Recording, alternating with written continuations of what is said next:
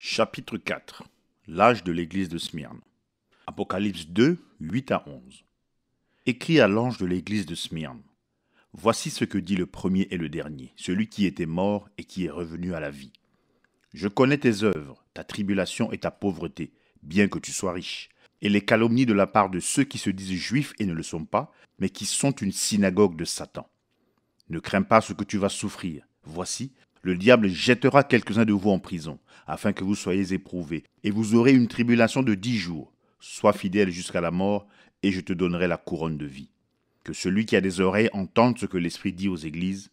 Celui qui vaincra n'aura pas à souffrir la seconde mort. Introduction. Pour vous rafraîchir la mémoire, j'aimerais signaler de nouveau comment nous arrivons à trouver le nom des messagers des différents âges. Dieu, dans sa volonté souveraine, a vu à ce que l'histoire de l'Église du Nouveau Testament ne se perde pas, tout comme il avait vu à ce que l'histoire d'Israël ne se perde pas, en la plaçant dans la Bible et en la confirmant aujourd'hui par la découverte et l'interprétation par des archéologues de multitudes de rouleaux, de récipients en terre et d'autres objets. En fait, nous avons un commentaire suivi de l'histoire biblique de la première page du livre jusqu'à maintenant. Ainsi, en étudiant l'histoire, nous pouvons trouver quel homme ou quels hommes, dans les différents âges, ont été le plus près du modèle originel de Dieu, qui est l'apôtre Paul. Il faut donc examiner ce que Dieu a utilisé pour ramener son peuple à la parole de vérité. Ensuite, parmi ceux-là, il y en a un dans chaque âge qui doit apparaître clairement comme étant le plus proche quant au modèle de la parole et à la puissance. C'est lui le messager. Les âges aussi, nous les trouvons en étudiant l'histoire. Il suffit de lire les âges tels qu'ils sont décrits dans l'Apocalypse et on voit tout cela correspondre parfaitement avec l'histoire, comme cela doit forcément correspondre. Puisque les âges de l'Église ont été annoncés d'avance par Dieu et que les conditions même qui allaient exister dans chacun d'eux ont été révélées, il fallait nécessairement que l'histoire qui allait suivre corresponde à ce qui est exposé dans la Bible. C'est aussi simple que cela. Mais la simplicité est précisément la clé de la parole. Toutefois, dans tout ceci, je ne me suis pas limité à une simple étude ou à un travail d'historien, mais j'ai cherché à être un homme axé sur les choses spirituelles. Et ce n'est qu'avec la nette approbation de l'Esprit de Dieu que j'ai choisi les hommes que j'ai choisis. C'est vrai, Dieu connaît mon cœur. Le messager. En utilisant la règle que Dieu nous a donnée pour choisir le messager de chaque âge, nous déclarons sans hésiter que c'est Irénée que le Seigneur a élevé à cette fonction.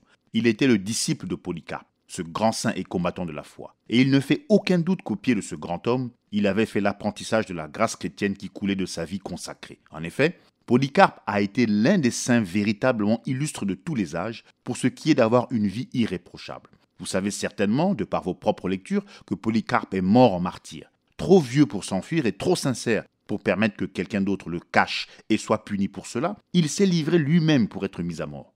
Mais avant d'être mis à mort, il demanda et obtint l'autorisation de prier pendant 2 heures pour ses frères dans le Seigneur, pour le gouverneur, pour ses ennemis et pour ses bourreaux.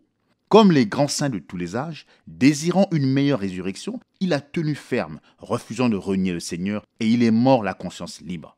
Il fut placé sur le bûcher, sur sa demande, il n'a pas été lié, et on alluma le feu. Le feu s'écarta de son corps, refusant de le toucher. Ensuite, on le transperça avec une épée. À ce moment-là, de l'eau jaillit de son côté et éteignit les flammes. On vit littéralement son esprit le quitter sous la forme d'une colombe blanche sortie de son sein. Pourtant, malgré ce glorieux témoignage, ce disciple de l'apôtre Jean ne militait pas contre le système nicolaïte, car lui-même penchait vers l'organisation, sans se rendre compte que son désir d'avoir de la communion et ce qui semblait être un bon plan pour favoriser l'œuvre de Dieu était en réalité un piège de l'ennemi. Il n'en était pas ainsi d'Irénée. Ce dernier militait contre l'organisation sous toutes ses formes. Également, sa vie, au cours de laquelle il a servi le Seigneur, était empreinte de beaucoup de manifestations du Saint-Esprit. Et il enseignait la parole avec une dose exceptionnelle de clarté et de conformité aux préceptes originels de celle-ci. Ces églises en France étaient connues pour posséder les dons de l'Esprit. En effet, les saints parlaient en langue, prophétisaient, ressuscitaient les morts et guérissaient les malades par la prière de la foi. Il voyait le danger de toute forme de confrérie organisée parmi les anciens, les pasteurs, etc. Il a fermement défendu une église locale unifiée, remplie de l'esprit et manifestant les dons. Et Dieu l'a honoré, car la puissance de Dieu se manifestait parmi les saints. Il avait également une compréhension claire de la divinité. D'ailleurs, comme il était le disciple de Polycarpe, qui était lui-même le disciple de Saint Jean, nous savons qu'il a reçu un enseignement on ne peut plus parfait sur ce sujet. The Ante-Nicene Fathers, volume 1, page 412. Nous rapporte la déclaration suivante qu'il aurait faite au sujet de la divinité. Toutes les autres expressions sont également des titres d'un seul et même être, le Seigneur de puissance, l'Éternel, le Père de tous, le Dieu tout-puissant, le Très-Haut, le Créateur, le Constructeur et d'autres ne sont pas les noms et les titres d'une succession d'êtres différents, mais d'un seul et même être.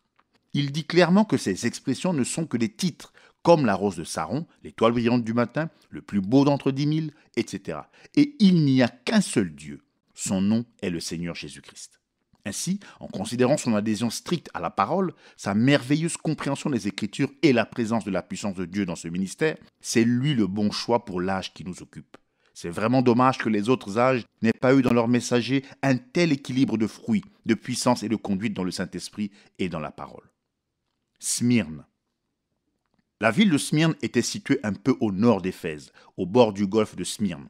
Son excellent port en faisait un centre de commerce connu pour ses exportations. Elle se distinguait aussi par ses écoles de rhétorique, de philosophie, de médecine, de sciences et par ses beaux édifices. Il y vivait de nombreux juifs qui s'opposaient avec acharnement au christianisme. Ils étaient même plus opposés que les Romains. En fait, Polycarpe, le premier évêque de Smyrne, a été martyrisé par les juifs. Et il est dit que les juifs avaient profané leur jour saint, le samedi, pour porter le bois de son bûcher. Le mot Smyrne, qui veut dire amer, est dérivé du mot myrrhe. La myrrhe était utilisée pour embaumer les morts. Le nom de cet âge a donc deux significations. C'était un âge amer, rempli de morts. Les deux vignes qui se trouvent dans l'église s'écartaient de plus en plus l'une de l'autre, et la fausse vigne manifestait de plus en plus d'amertume envers la vraie vigne. La mort n'était pas seulement la semence de la fausse vigne, mais même dans la vraie vigne, la paralysie et l'impuissance s'infiltraient parce qu'ils s'étaient déjà écartés de la vérité pure des premières années qui avaient suivi la Pentecôte. Or, aucun véritable croyant n'est plus fort et n'a une santé et une vie spirituelle meilleure que sa connaissance et son adhésion à la pure parole de Dieu. Nous en voyons de multiples exemples dans l'Ancien Testament.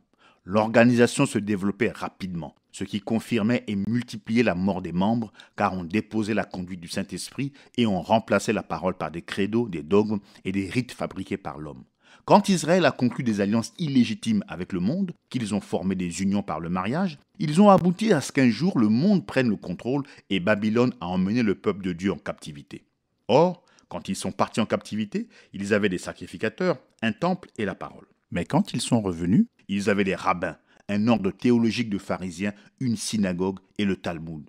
Et quand Jésus est venu, ils étaient tellement corrompus qu'il a dit qu'ils étaient de leur père, le diable, même s'ils étaient d'Abraham selon la chair. Dans cet âge, nous voyons la même chose se produire. Cependant, comme tout Israël n'est pas Israël, mais qu'un petit groupe formait les véritables Israélites spirituels, de même il allait toujours y avoir un petit groupe de véritables chrétiens, l'épouse de Christ, jusqu'à ce qu'ils reviennent chercher les siens.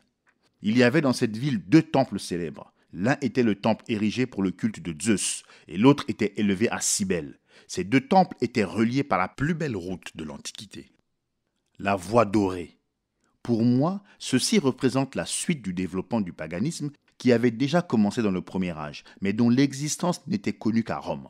L'union des deux temples d'un dieu et d'une déesse est la semence de la mariolatrie, qui consiste à appeler Marie la mère de Dieu et à lui conférer un honneur, des titres et des pouvoirs qui la rendent égale à Jésus-Christ. La voie dorée qui les relie illustre la cupidité qui a poussé les organisateurs nicolaïtes à unir l'Église et l'État parce qu'ils savaient combien ils pourraient en retirer de richesse et de puissance. Comme l'âge d'Éphèse n'avait été que le semis du tragique âge de Pergame qui allait venir plus tard, cet âge de Smyrne était la pluie, le soleil et les éléments nutritifs qui ont alimenté la vile corruption qui allait plonger l'Église dans l'idolâtrie, qui est une fornication spirituelle, ce dont l'Église n'allait jamais se remettre.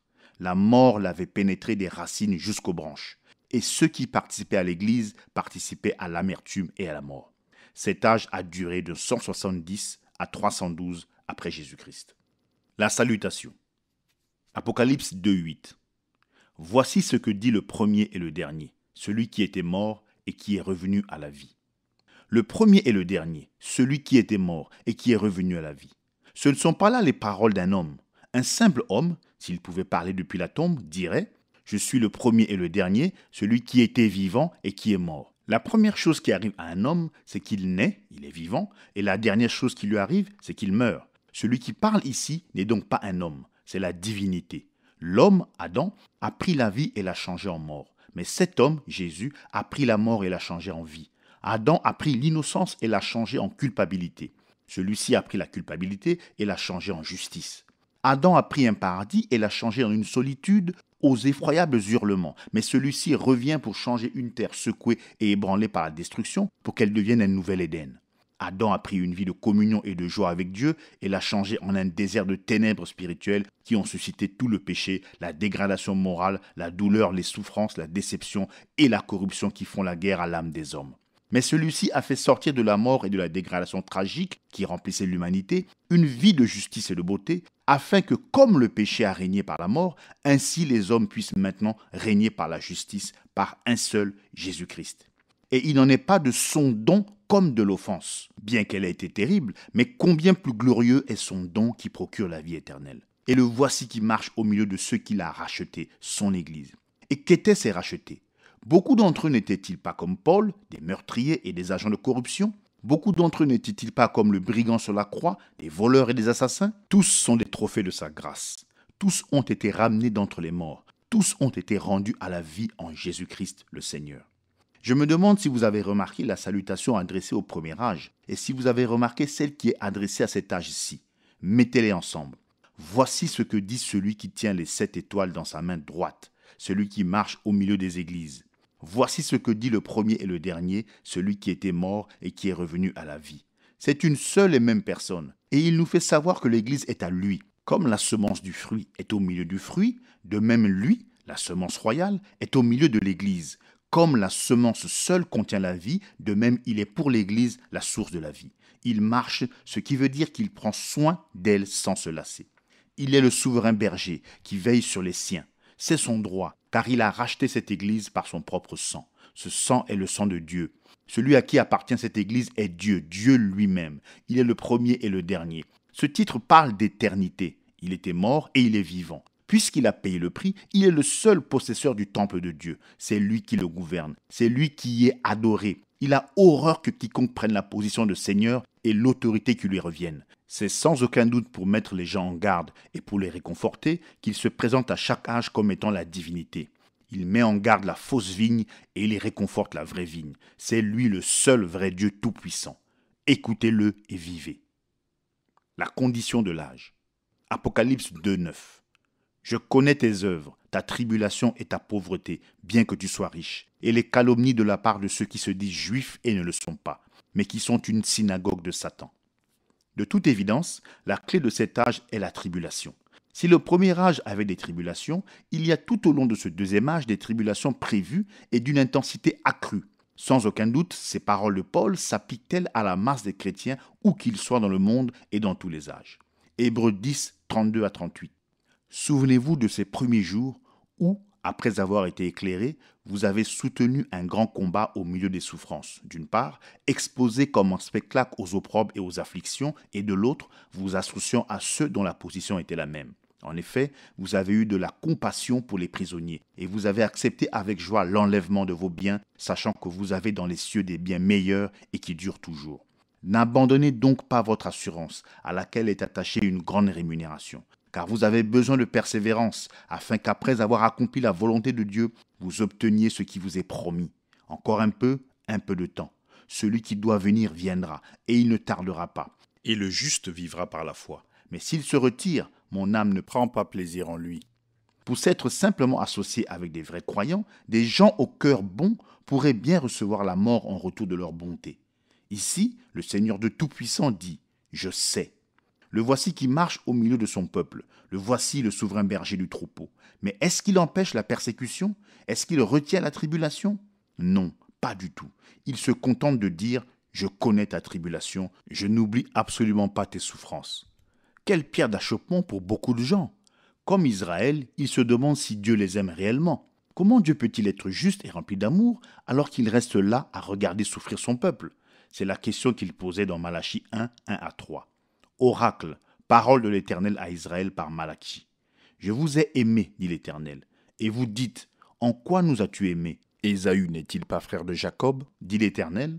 Cependant, j'ai aimé Jacob et j'ai eu de la haine pour Ésaü. J'ai fait de ses montagnes une solitude, j'ai livré son héritage au chacal du désert. Vous voyez, il ne pouvait pas comprendre l'amour de Dieu. Il pensait que l'amour voulait dire de ne pas souffrir. Il pensait que l'amour, c'était d'être comme un bébé entouré de la sollicitude de ses parents. Mais Dieu dit que son amour est un amour électif. La preuve de son amour, c'est l'élection. Quoi qu'il arrive, son amour était prouvé par le fait qu'ils avaient été choisis pour le salut. Car Dieu vous a choisi pour le salut par la sanctification de l'esprit et la foi dans la vérité. Il peut vous livrer à la mort comme il l'a fait pour Paul. Il peut vous livrer à la souffrance comme il l'a fait pour Job. C'est son privilège. Il est souverain. Mais tout cela a un but. S'il n'avait pas un but, il serait l'auteur de la frustration et non l'auteur de la paix. Son but, c'est qu'après avoir souffert un peu de temps, nous soyons perfectionnés, que nous soyons établis, fortifiés et affermis. Comme le disait Job, il met de la force en nous. Job 23, 6b. Voyez-vous, lui-même a souffert. Il a appris l'obéissance par les choses qu'il a souffertes. Il a été élevé à la perfection par les choses même qu'il a souffertes. Hébreux 5, 8 et 9. Il a appris, bien qu'il fût fils, l'obéissance par les choses qu'il a souffertes. Après avoir été élevé à la perfection, il est devenu, pour tous ceux qui lui obéissent, l'auteur d'un salut éternel. En langage clair, le caractère même de Jésus a été perfectionné par les souffrances. Et selon Paul, il a laissé à son Église une mesure de souffrance, afin qu'eux aussi, par leur foi en Dieu, en souffrant pour lui, arrivent à une perfection. Pourquoi voulait-il cela? Jacques 1, 2 à 4. Mes frères, regardez comme un sujet de joie complète les diverses épreuves auxquelles vous pouvez être exposés, sachant que l'épreuve de votre foi produit la patience. Mais il faut que la patience accomplisse parfaitement son œuvre, afin que vous soyez parfaits et accomplis, sans faillir en rien. Pourquoi n'intervient-il pas? La raison se trouve dans Romains 8, 17, 18. Or, si nous sommes enfants, nous sommes aussi héritiers, héritiers de Dieu et co-héritiers de Christ, si toutefois nous souffrons avec lui, afin d'être glorifiés avec lui. J'estime que les souffrances du temps présent ne sauraient être comparées à la gloire à venir, qui sera révélée en nous. Si nous ne souffrons pas avec lui, nous ne pourrons pas régner avec lui. Il faut souffrir pour pouvoir régner. La raison en est qu'on ne peut tout simplement pas former un caractère sans souffrance. Le caractère est une victoire, pas un don. Un homme qui n'a pas le caractère ne peut pas régner, car la puissance sans le caractère, c'est satanique.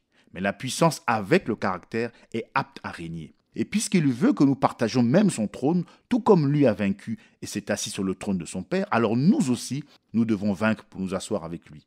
Et les quelques souffrances temporaires que nous endurons maintenant ne sont pas dignes d'être comparées à la formidable gloire qui sera révélée en nous quand il viendra.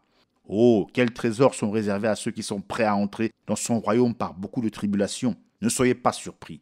Comme d'une chose étrange qui vous arrive, des épreuves cuisantes qui sont là pour vous éprouver. Voilà ce que disait Pierre. Est-ce une chose étrange que Dieu veuille que nous nous formions un caractère semblable à celui de Christ, lequel vient par la souffrance? Non, monsieur. Et nous avons tous des épreuves. Nous sommes tous éprouvés et châtiés comme des fils. Il n'y en a pas un seul qui ne passe pas par là. L'Église qui ne souffre pas, qui n'est pas éprouvée, n'y est pas du tout. Elle n'est pas de Dieu. Hébreux 12, 6. Car le Seigneur châtie celui qu'il aime, et il frappe de la verge tous ceux qu'il reconnaît pour ses fils. Mais si vous êtes exempts du châtiment auquel tous ont part, vous êtes donc des enfants illégitimes et non des fils. Or, cet état particulier de Smyrne doit être appliqué à chaque âge. Aucun âge n'en est exempt. Aucun vrai croyant n'en est exempt. Cela vient de Dieu. C'est la volonté de Dieu. C'est nécessaire. Il faut que le Seigneur nous enseigne la vérité, que nous devons souffrir et être semblables à Christ dans la souffrance. L'amour est patient, il est plein de bonté. Matthieu 5, 11 et 12. Heureux serez-vous lorsqu'on vous outragera, qu'on vous persécutera et qu'on dira faussement de vous toutes sortes de mal à cause de moi. Réjouissez-vous et soyez dans l'allégresse, parce que votre récompense sera grande dans les cieux, car c'est ainsi qu'on a persécuté les prophètes qui ont été avant vous. Le ciel nuageux et les tempêtes de la vie ne sont pas le signe de la désapprobation de Dieu, pas plus que le ciel ensoleillé et les eaux tranquilles ne sont le signe de son amour et de son approbation. Ce n'est que dans le bien-aimé qu'il approuve qui que ce soit d'entre nous. Son amour est électif. Il l'avait pour nous avant la fondation du monde. Est-ce qu'il nous aime? Oh oui. Mais comment le savons-nous? Nous le savons parce qu'il l'a dit et qu'il a manifesté qu'il nous aimait en ce qu'il nous a amenés à lui et nous a donné son esprit, nous plaçant comme fils. Et comment lui prouver mon amour? En croyant ce qu'il a dit et en me conduisant avec joie au milieu des épreuves qu'il permet dans sa sagesse. Je connais ta pauvreté, bien que tu sois riche. Nous y revoilà. Observez-le aller venir au milieu de son église. Comme un père, il pose les regards sur sa famille. Il est le chef de son foyer. Il est celui qui pourvoit. Il est le protecteur. Et pourtant, il les regarde souffrir de la pauvreté. Oh, comme le croyant mal affermi s'achoppe à cela. Comment Dieu peut-il supporter de regarder les siens qui sont dans le besoin et ne pas mettre fin à cela, ne pas simplement céder et déverser toutes les richesses matérielles sur eux? C'est ici qu'il vous faut encore croire à l'amour, à la bonté et à la sagesse de Dieu. Voilà encore une chose nécessaire. Rappelez-vous son avertissement. Ne vous inquiétez pas du lendemain, de ce que vous mangerez ou de ce dont vous serez vêtus. Votre Père sait de quoi vous avez besoin. Celui qui revêt le lys et qui nourrit le passereau fera beaucoup plus pour vous. Les véritables besoins fondamentaux de votre vie ne sont pas ces choses matérielles, car la vie d'un homme n'est pas fonction des choses qu'il possède. Mais cherchez premièrement le royaume de Dieu et sa justice, et toutes les choses nécessaires dans le domaine matériel vous seront données par-dessus. Le peuple de Dieu n'est pas axé sur les choses matérielles. Ils sont axés sur Christ. Ils ne recherchent pas les trésors d'ici-bas, mais ceux d'en haut. C'est absolument vrai. La majorité des chrétiens ne sont pas des gens fortunés. Ils sont plutôt du côté des pauvres. C'est ainsi qu'il en était à l'époque de Jésus. C'était vrai à l'époque de Paul, et ce devrait être vrai aujourd'hui. Oh, aujourd'hui ce n'est pas aussi vrai, car l'âge de la Odyssée est un âge de grande richesse, où l'on se fie à l'abondance du bien terrestre pour juger du niveau spirituel. Oh, comme l'Église est riche de biens, mais comme elle est pauvre en esprit. Heureux vous qui êtes pauvres, car le royaume de Dieu est à vous. Le royaume de Dieu n'est pas le manger et le boire, il n'est pas matériel, il est en nous. C'est de Dieu qu'un homme est riche, pas des choses du monde. Oh, crie l'Esprit, je vois votre pauvreté, je vois votre besoin. Vous n'avez pas grand-chose, si même vous avez quelque chose dont vous puissiez vous vanter. Ce que vous aviez vous a été ôté. Vous avez abandonné avec joie ce que vous possédiez en échange de possessions éternelles. On se moque de vous, on vous méprise. Vous n'avez pas de ressources matérielles sur lesquelles vous rabattre. Mais malgré tout, vous êtes riche. Votre sécurité se trouve en celui qui est votre bouclier et votre très grande récompense. Votre royaume doit encore venir. Mais il viendra, et ce sera un royaume qui durera toujours. Oui, je prête attention à vos épreuves et à vos malheurs. Je sais combien il est dur de continuer, mais je me souviendrai de tout cela quand je reviendrai vous revendiquer comme étant les miens. Alors je vous récompenserai. Or, ceci ne veut pas dire qu'il y ait quoi que ce soit contre les gens qui sont riches. En effet, Dieu peut sauver un riche. Il y a des riches parmi les enfants de Dieu. Mais l'argent peut être un tel piège, non seulement pour ceux qui en ont, mais aussi pour ceux qui n'en ont pas. Au tout premier âge déjà, Jacques criait contre ceux qui faisaient cas des riches. N'ayez pas la foi de notre Seigneur Jésus-Christ en faisant acception de personne.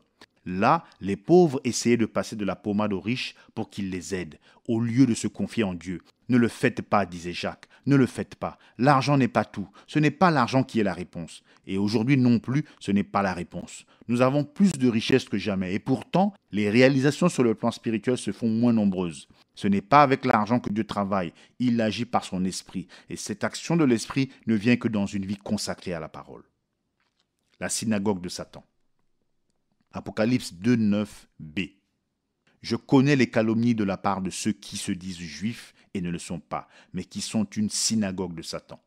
Voici un verset qui nous donnera matière à beaucoup de réflexions, non seulement parce qu'il a un contenu très particulier, mais aussi parce qu'il se répète en fait dans un âge qui vient plus de 1000 ans plus tard. Apocalypse 2, 9.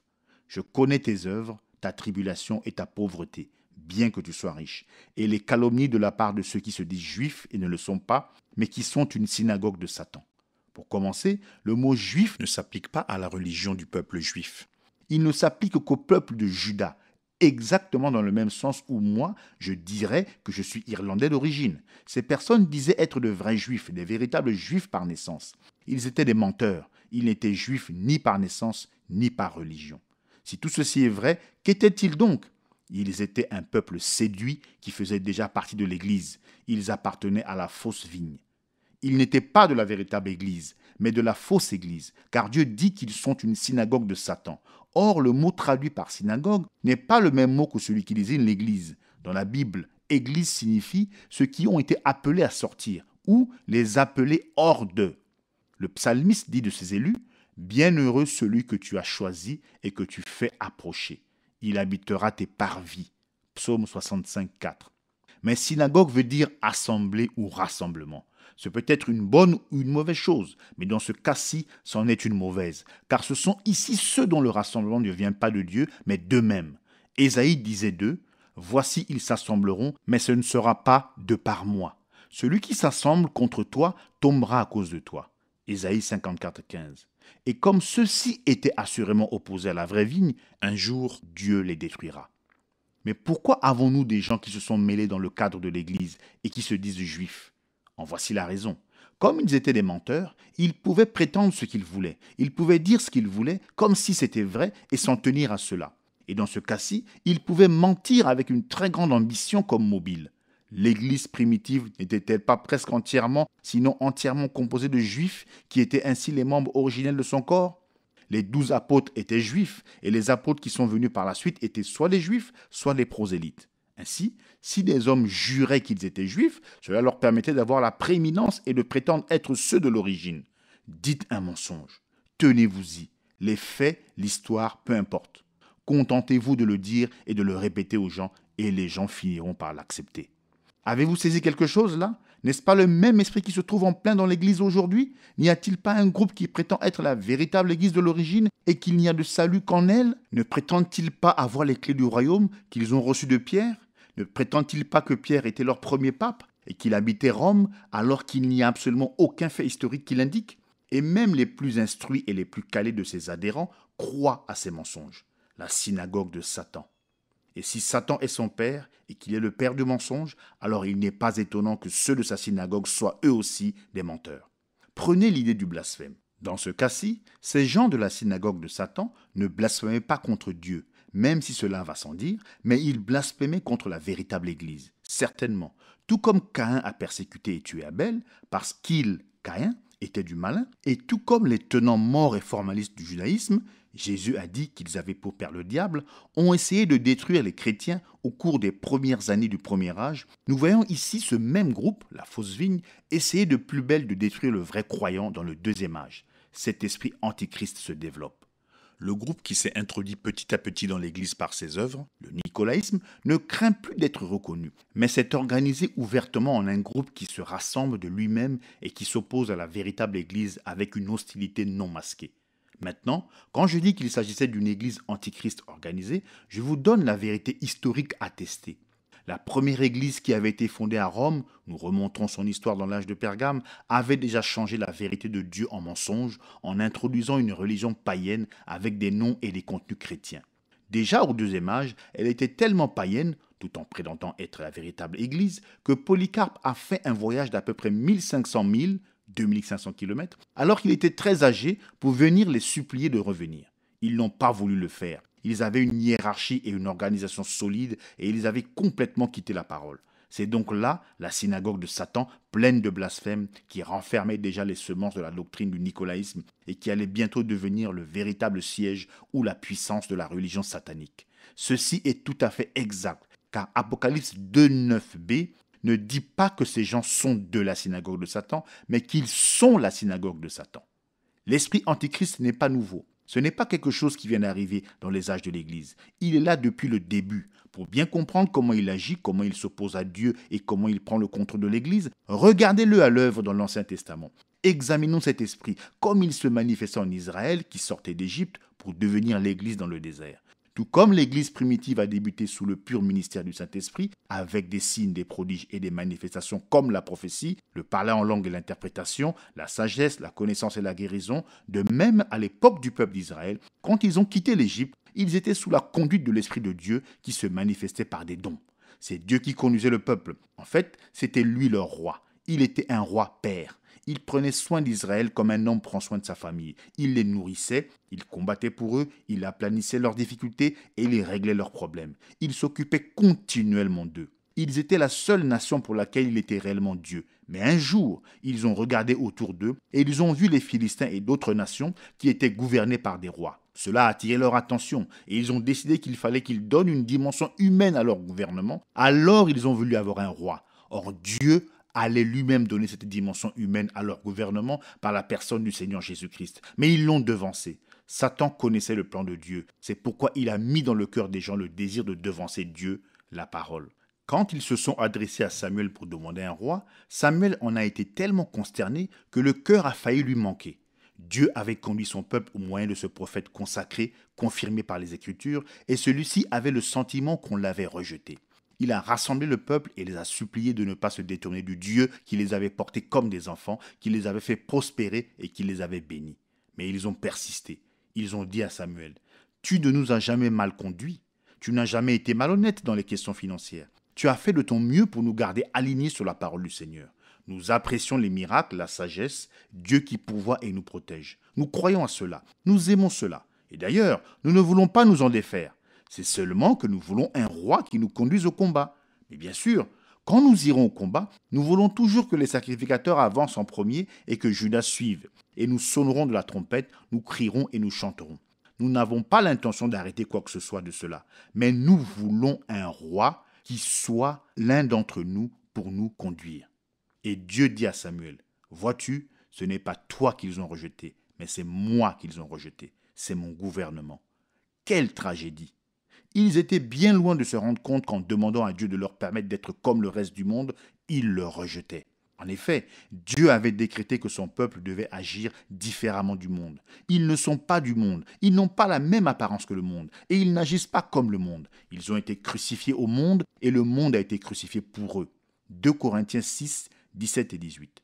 C'est pourquoi sortez du milieu d'eux, et séparez-vous, dit le Seigneur. Ne touchez pas à ce qui est impur, et je vous accueillerai. Je serai pour vous un père, et vous serez pour moi des fils et des filles, dit le Seigneur Tout-Puissant. Voyez-vous, la seule différence entre Israël et toutes les autres nations, c'était Dieu. Mettez Dieu de côté, et Israël était comme n'importe quelle autre nation. Quand Samson s'est coupé les cheveux, il est devenu comme n'importe quel autre homme. Mettez de côté la conduite du Saint-Esprit, et l'Église n'est plus que le monde, avec en plus l'étiquette du nom de Dieu. Le monde et l'Église sont dans le même lot. Tout comme Jacob et Ésaü étaient des mêmes parents, mais c'est l'Esprit de Dieu qui fait la différence. Peu importe que vous vous disiez chrétien, ça, n'importe qui peut le faire. Il s'agit de savoir si vous avez ou non l'Esprit de Dieu en vous, car sans cet Esprit, vous êtes réprouvé, vous ne lui appartenez pas. Amen.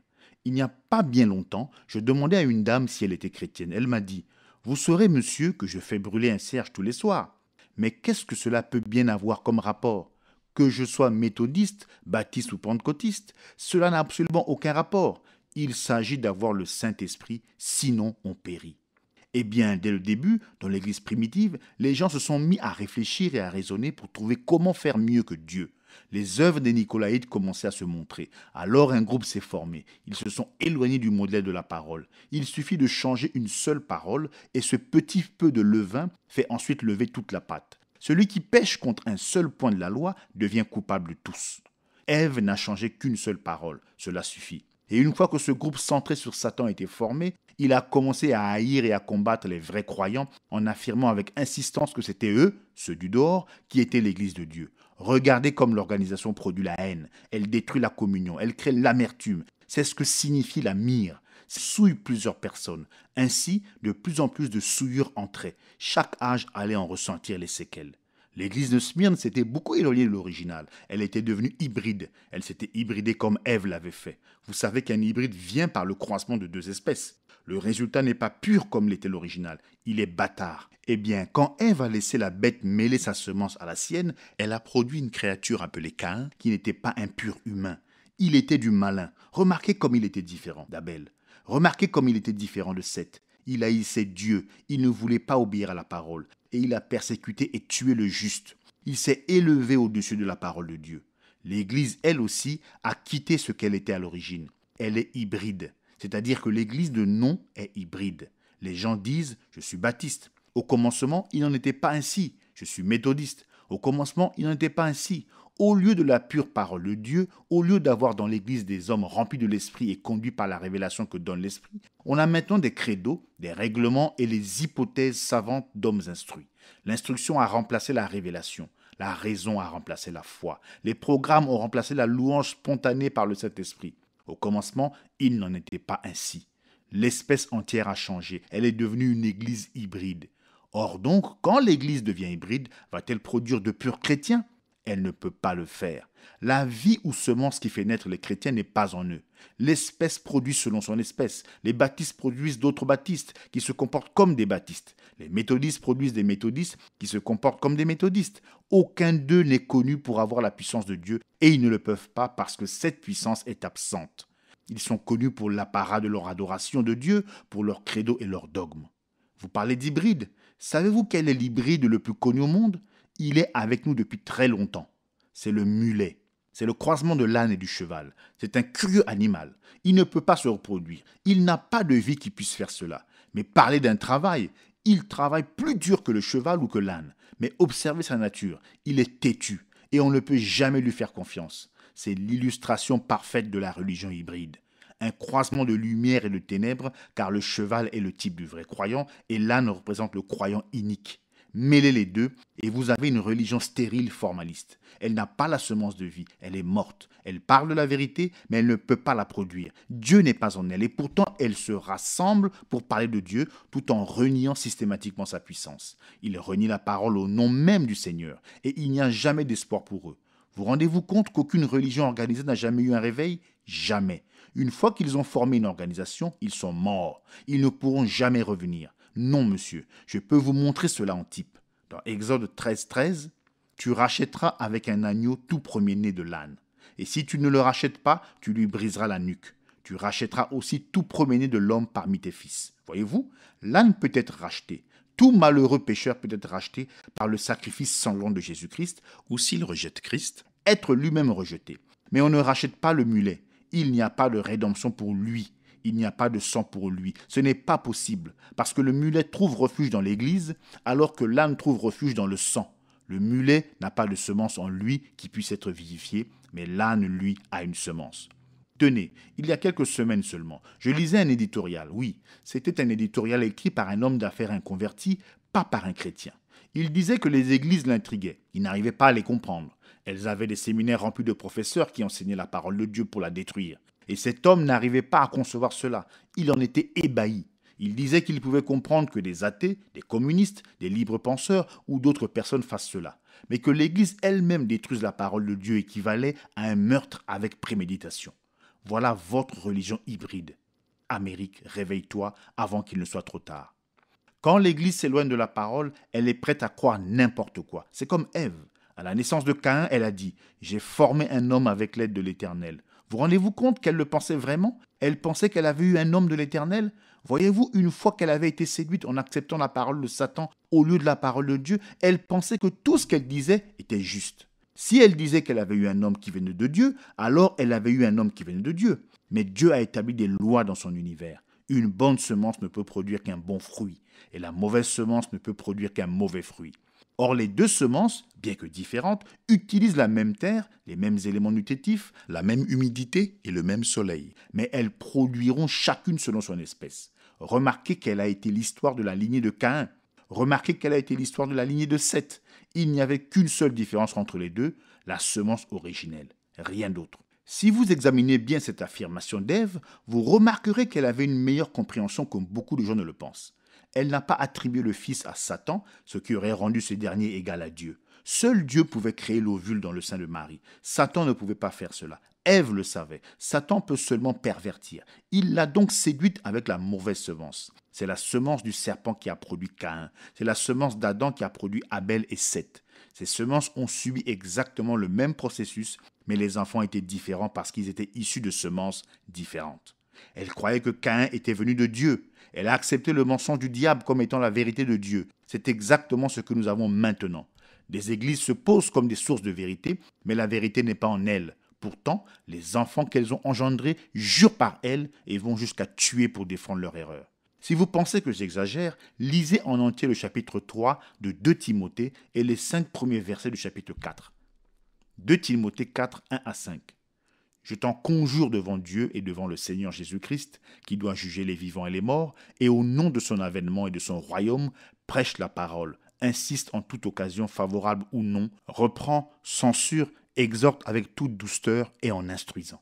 Car il viendra un temps où les hommes ne supporteront pas la sainte doctrine, mais, ayant la démangeaison d'entendre des choses agréables, ils se donneront une foule de docteurs selon leurs propres désirs, détourneront l'oreille de la vérité et se tourneront vers les fables. Mais toi, sois sobre en toutes choses, supporte les souffrances, fais l'œuvre d'un évangéliste, remplis bien ton ministère. Quand l'Église s'est permis de s'écarter de l'original, comme l'avaient fait Adam et Ève, la mort s'est installée. Elle n'a aucune force. Elle est devenue une monstruosité. Dès l'instant où l'Église s'est dirigée vers le formalisme et le cérémonial, ainsi que vers le sacerdoce, en faisant des prédicateurs un groupe qui décidait de leur conduite autrement que par le Saint-Esprit et par sa parole, la mort est immédiatement entrée et l'Église est tombée malade.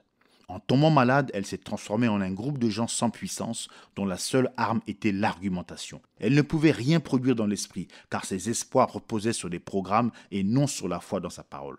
Comme ils avaient semé des programmes, ils récoltaient des programmes. Comme ils avaient semé la perversion, ils récoltaient des enfants pervertis. Quand on veut manipuler Dieu, on récolte exactement ce qu'on a injecté. L'homme devrait apprendre cela à travers la nature. Il a manipulé la nature, il a injecté ses propres idées dans la nature, en réorganisant les molécules, etc. Et maintenant, il récolte la tempête. Vous n'avez qu'à voir comment on a élevé les poulets. À force de les améliorer, on a obtenu des machines à pondre qui s'épuisent complètement à pondre. Ils ne sont pas mangeables, ils sont tellement mous.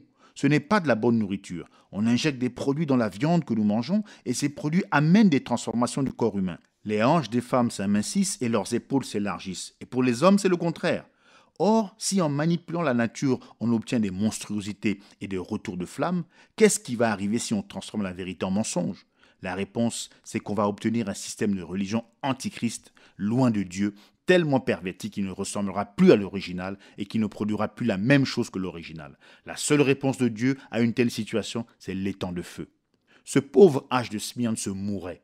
Une fois qu'il était mort, il n'est jamais revenu. Aucun âge ne revient jamais, aucun réveil ne revient jamais. Il ne peut pas avoir en lui la vie de Dieu par une génération naturelle. Il faut être régénéré d'en haut. Ce dernier âge a commencé avec le feu d'un réveil de Pentecôte. Et puis, ils sont revenus tout droit à l'organisation. Au lieu de prendre la parole, ils ont pris leurs propres idées. Et ils ont fait exactement ce que chaque âge avait fait. Ils ont remplacé la parole par leur manuel. Écartez-vous seulement de ce que dit ce manuel et vous verrez ce qui arrivera. Vous serez exclus, frères. Et ils vous persécuteront en imputant cela à Dieu. Et comme ils aiment leur organisation, ce n'est pas étonnant. Ce sont des pentecôtistes de la deuxième génération. Et comme Dieu n'a pas de petits-enfants, ils ne sont que les enfants de leur Père, connus par leur credo et leur forme d'adoration. Ils peuvent parler de ce qu'ils avaient dans le passé, mais ils ne peuvent pas le produire.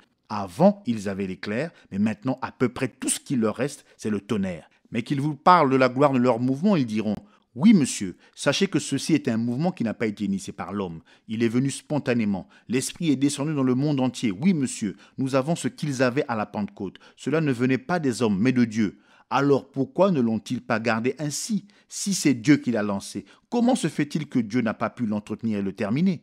Si Dieu n'a pas écrit un manuel de credo, de formules et de dogmes pour le lancer, quel droit avaient-ils eux de le faire? Dieu a répandu son esprit sur les baptistes, les méthodistes, les nazaréens, les adventistes, les presbytériens, les frères, ceux des églises de Dieu. Il y en a plusieurs de ce nom, etc. Tous ces frères avaient été élevés sous différentes doctrines, différents règlements, différents manuels d'église, etc. Dieu a balayé tout cela. Il a détruit leur théorie des dispensations et rétabli les dons de l'esprit, prouvant qu'il est le même hier, aujourd'hui et pour toujours. Mais est-ce que ces pentecôtistes ont eu leur leçon au sujet de l'organisation? Non, monsieur. Ils sont revenus tout droit à l'organisation. Ils ont rédigé leurs livres de cours, leurs règlements, leurs manuels, leurs registres d'église fraternelle et ainsi de suite, avec en tête une seule idée, celle de prouver qu'ils ont maintenant toute la vérité, qu'ils connaissent toutes les réponses et qu'ils sont donc l'élite de Dieu qui connaît le chemin et qui peut le montrer aux autres, parce qu'ils sont les guides placés par Dieu. Mais ils ne l'ont pas. Ils se sont hybridés comme ces groupes d'où ils étaient sortis. S'ils veulent être de l'épouse, ils devront sortir tout comme leurs prédécesseurs l'ont fait. Ils sont comme tous les autres. Le réveil est terminé. Ils essaient de faire vivre un nom et ils sont morts. Ils ont accepté l'organisation tout en continuant à parler de l'Esprit de Dieu. Ils parlent de la preuve qu'on a le Saint-Esprit, mais ils oublient que le diable, lui aussi, parle en langue. La confusion totale de Babel est parmi eux et ils appellent cela l'Esprit de Dieu. De nouveau, nous voyons l'homme commander Dieu au lieu de voir Dieu commander l'homme. Peut-être que vous auriez envie de me réprimander ici pour ce que je viens de dire. Très bien. Ils se disent pentecôtistes et du plein évangile. Qu'ils le prouvent. À la Pentecôte, le feu est venu dans une nuée et s'est partagé sur chacun d'eux comme des langues et il est descendu sur chacun. Où est le feu? À la Pentecôte, ils ont parlé en langue et les gens qui écoutaient comprenaient. Où ont-ils cela? Tous les nombreux croyants se comportaient comme une seule famille. Les pentecôtistes sont tout aussi divisés que n'importe quel autre groupe dans l'histoire. Aucun homme n'osait se joindre à l'église primitive, mais c'est Dieu seul qui ajoutait. Eux, ils ont parmi eux autant de boucs que n'importe quel groupe. Ils prétendent être du plein évangile, mais ils ne peuvent pas le prouver. Leurs églises sont aussi dépourvues de puissance que n'importe quel autre groupe. Si eux sont du plein évangile, alors nous ferions mieux d'admettre que la Bible s'est trompée en décrivant les hommes du plein évangile à la Pentecôte. Ils chantent, un grand changement s'est produit en moi. Ils ont raison, mais ce n'était pas un changement en bien. Il est temps de retourner à Dieu.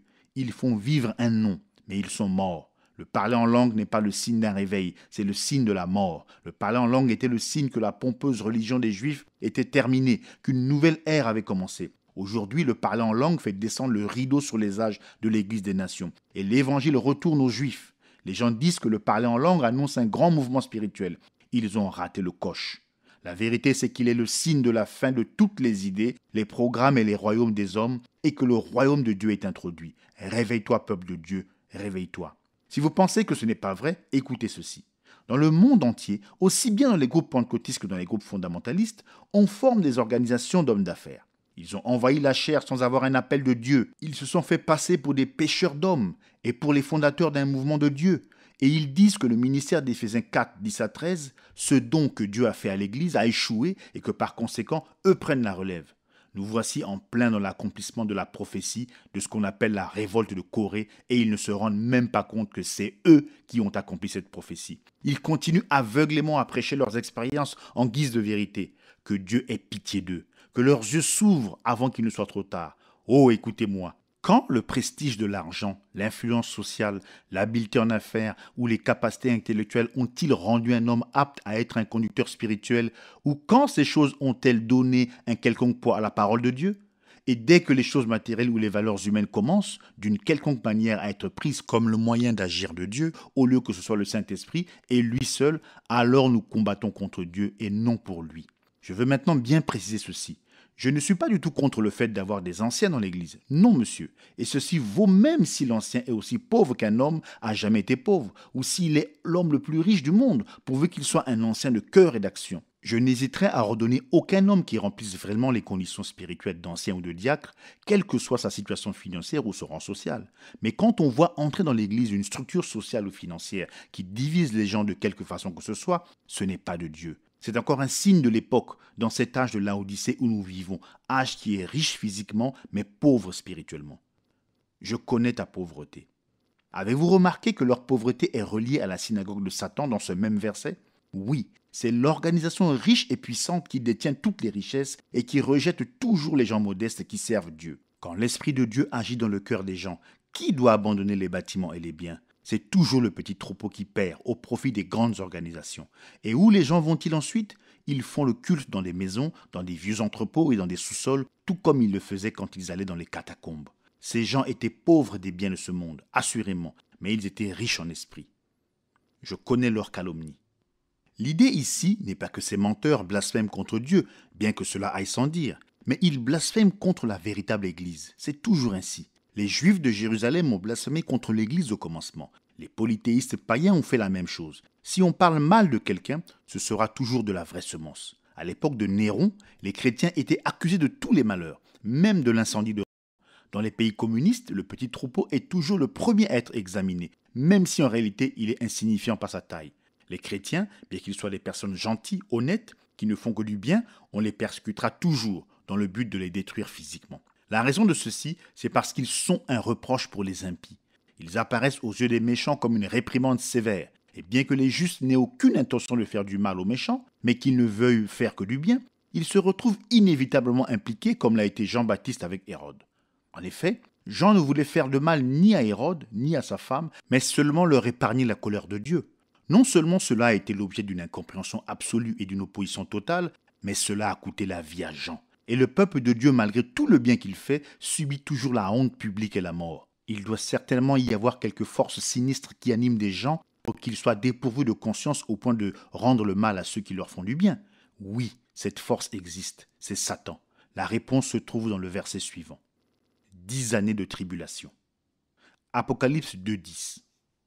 Ne crains pas ce que tu vas souffrir. Voici, le diable jettera quelques-uns d'entre vous en prison, afin que vous soyez éprouvés, et vous aurez une tribulation de 10 jours. Sois fidèle jusqu'à la mort, et je te donnerai la couronne de vie. Chaque fois que le Seigneur emploie ces mots, ne crains pas, c'est qu'il va bientôt y avoir un combat qui fera encourir beaucoup de dangers, de souffrances et de privations. Or, il ne dit pas de façon directe, abrupte, une tribulation arrive. Cela provoquerait la peur. Il parle plutôt comme le fait une mère qui se prépare à éteindre la lumière et qui dit doucement à son enfant pour le rassurer, « N'aie pas peur, là, la lumière va s'éteindre et il va faire noir, mais souviens-toi que je suis ici avec toi. » Ainsi il dit, « N'ayez pas peur des hommes ou de ce qu'ils peuvent vous faire. Je suis avec vous et ma grâce vous suffit. Quand vous traverserez les eaux, elles ne vous submergeront pas. Même dans la mort, vous ne serez pas vaincus. Vous êtes plus que vainqueurs. » Paul, le grand apôtre, connaissait par expérience la réalité de ces mots, et il a écrit dans Romains 8, 35 à 39, « Qui nous séparera de l'amour de Christ ? Sera-ce la tribulation, ou l'angoisse, ou la persécution, ou la faim, ou la nudité, ou le péril, ou l'épée ? Selon qu'il est écrit, c'est à cause de toi qu'on nous met à mort tout le jour, qu'on nous regarde comme des brebis destinées à la boucherie. Mais dans toutes ces choses, nous sommes plus que vainqueurs par celui qui nous a aimés. Car j'ai l'assurance que ni la mort, ni la vie, ni les anges, ni les dominations, ni les choses présentes, ni les choses à venir, ni les puissances, ni la hauteur, ni la profondeur, ni aucune autre créature ne pourra nous séparer de l'amour de Dieu manifesté en Jésus-Christ notre Seigneur. Non, nous n'avons rien à craindre. Son amour bannit toute crainte. Remarquez ce qu'il dit ici. Le diable jettera quelques-uns de vous en prison afin que vous soyez éprouvés. C'est ce que les Juifs faisaient à cette époque-là. C'est ce que les prêtres païens faisaient à cette époque-là. Comme le public aimait les jeux du cirque, les gouverneurs qui essayaient de plaire au peuple ont livré des milliers de chrétiens à la mort pour être déchirés par les lions et les gladiateurs. Quel rapport le diable a-t-il avec cela?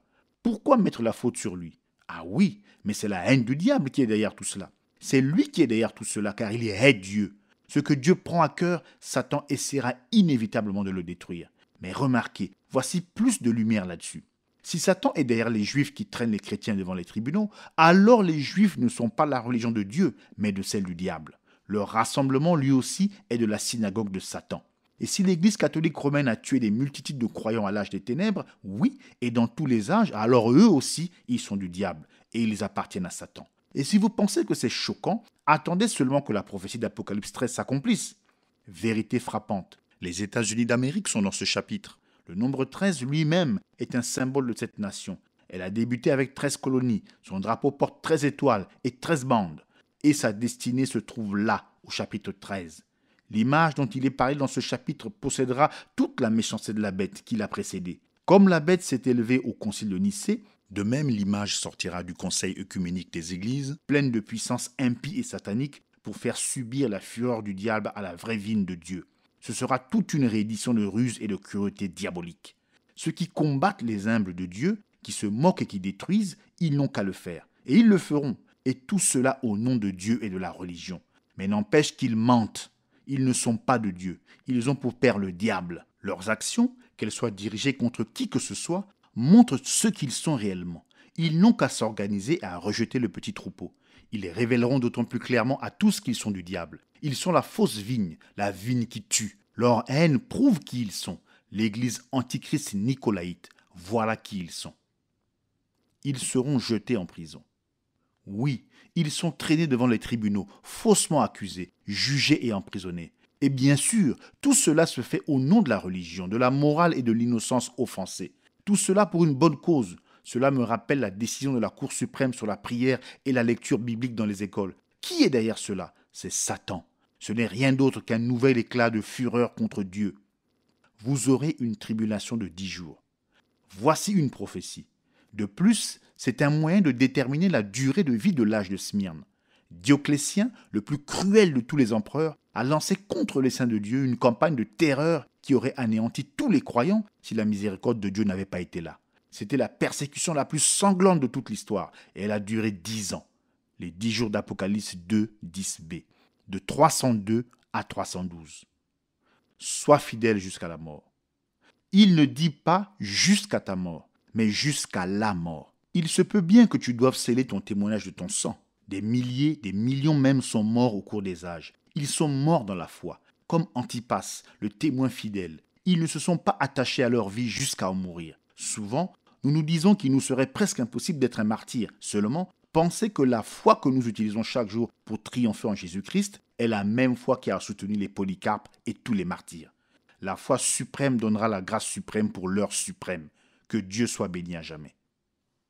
Et je te donnerai la couronne de vie. Puisque même un verre d'eau fraîche donné au nom du Seigneur ne manque pas d'obtenir une récompense, Combien grande sera la récompense de celui qui aura donné sa vie comme martyr pour le nom du Seigneur Jésus? Nous pouvons peut-être en avoir une petite idée en comparant cette couronne à la couronne qu'on remporte dans une course.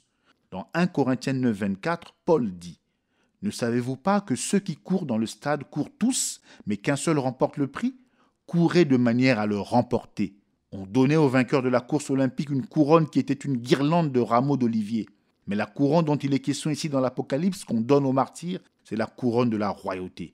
Jésus l'appelle la couronne de vie. Une couronne est pour ceux qui ont combattu, l'autre est pour ceux qui ont donné. Les deux sont des couronnes incorruptibles. Elles ne périront pas. Les vainqueurs de la course de la vie de ce monde auront tôt fait de perdre la joie des ovations du monde.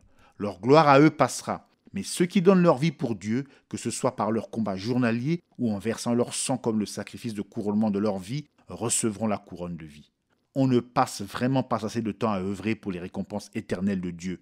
On fait trop peu de cas de la récompense de Dieu. Si nous croyons à la réalité de la résurrection du corps et à un royaume éternel réel, alors nous devrions amasser au ciel ces bons trésors qui sont offerts aux saints qui auront été fidèles. La récompense des vainqueurs. Apocalypse 2:11. Que celui qui a des oreilles entende ce que l'Esprit dit aux églises. Celui qui vaincra n'aura pas à souffrir la seconde mort. Ici, l'Esprit s'adresse de nouveau à tous les âges. Ce message est destiné à nous réconforter aujourd'hui, tout comme il a réconforté nos frères de tous les autres âges. Et il nous dit que nous n'aurons pas à souffrir la seconde mort. Nous savons tous que la seconde mort est l'étang de feu. Apocalypse 20, 14. Et la mort et le séjour des morts furent jetés dans l'étang de feu. C'est la seconde mort. Bien sûr, ceci veut dire que tous ceux qui s'y trouvaient ont été jetés dans l'étang de feu. Mais là, j'aimerais vous montrer quelque chose. Sans doute cela suscitera-t-il des commentaires sur mon étrange doctrine. Mais je me tiens ici par l'autorité de la parole de Dieu. Et je nie que l'incroyant aille à un enfer éternel où il brûlera éternellement. D'abord, l'enfer ou l'étang de feu, ou quel que soit le nom que vous lui donnez, n'est pas éternel. Comment pourrait-il l'être s'il a eu un commencement? Dans Matthieu 25, 41, il est dit que le feu perpétuel a été préparé pour le diable et pour ses anges. Or, s'il a été préparé, il n'était donc pas sans commencement. S'il a eu un commencement, alors il ne peut pas être éternel. Bien sûr, vous pourriez vous achoper au sens du mot perpétuel, mais ce mot signifie d'âge en âge et comprend différents sens. Dans 1 Samuel 3, 13 et 14, Dieu a dit à Samuel qu'il allait juger la maison d'Élie à perpétuité et qu'à perpétuité, il n'offrirait plus le sacrifice comme sacrificateur. Aussi, dans 2 Rois 2, 27, Salomon a dépouillé les derniers descendants d'Élie des faux sacrificateurs, certains environ 4 générations plus tard. Ainsi, vous voyez que perpétuel ne correspond pas à ce qui est éternel, c'est-à-dire ce qui n'a eu ni commencement ni fin. Ici, dans ce cas, le mot perpétuel signifie jusqu'à disparition. C'est bien ce qui est arrivé. Ils ont disparu. Regardez le mot destruction dans 2 Thessaloniciens 1,9. Ils auront pour châtiment une destruction perpétuelle. En grec, destruction signifie en fait un anéantissement. Et le mot destruction ne signifie pas détérioration. En effet, détérioration se dit de quelque chose qui se dégrade continuellement. Que peut donc signifier l'anéantissement perpétuel? Cela ne signifie pas un anéantissement continuel, ce qui équivaudrait à détérioration, et non à destruction.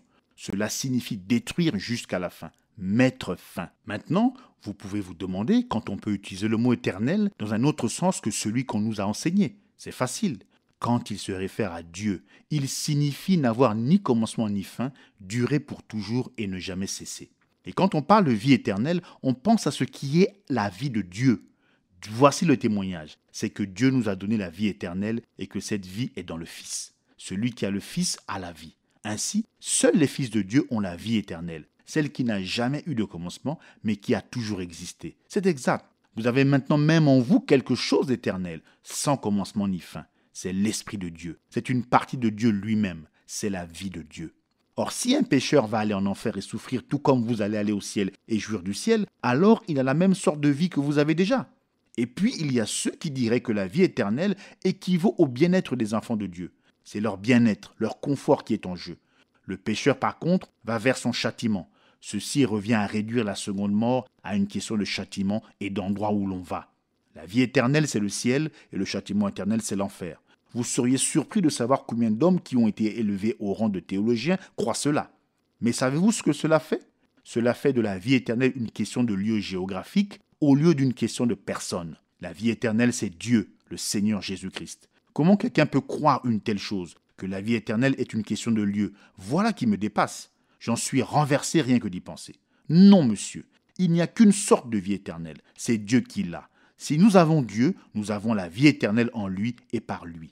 Donc, vous voyez, le mot éternel ou perpétuel peut avoir plusieurs sens, mais quand il s'applique à Dieu, Dieu étant ce qu'il est, ce mot n'a qu'un seul sens. Il s'agit de la durée de Dieu. Dans ce sens-là, on ne peut l'appliquer à rien d'autre. Seul Dieu est éternel et parce qu'il vit, nous vivons avec lui. Mais que personne ne dise que je ne crois pas à l'étang de feu et au châtiment, j'y crois. Je ne sais pas combien de temps il durera, mais il finira par disparaître.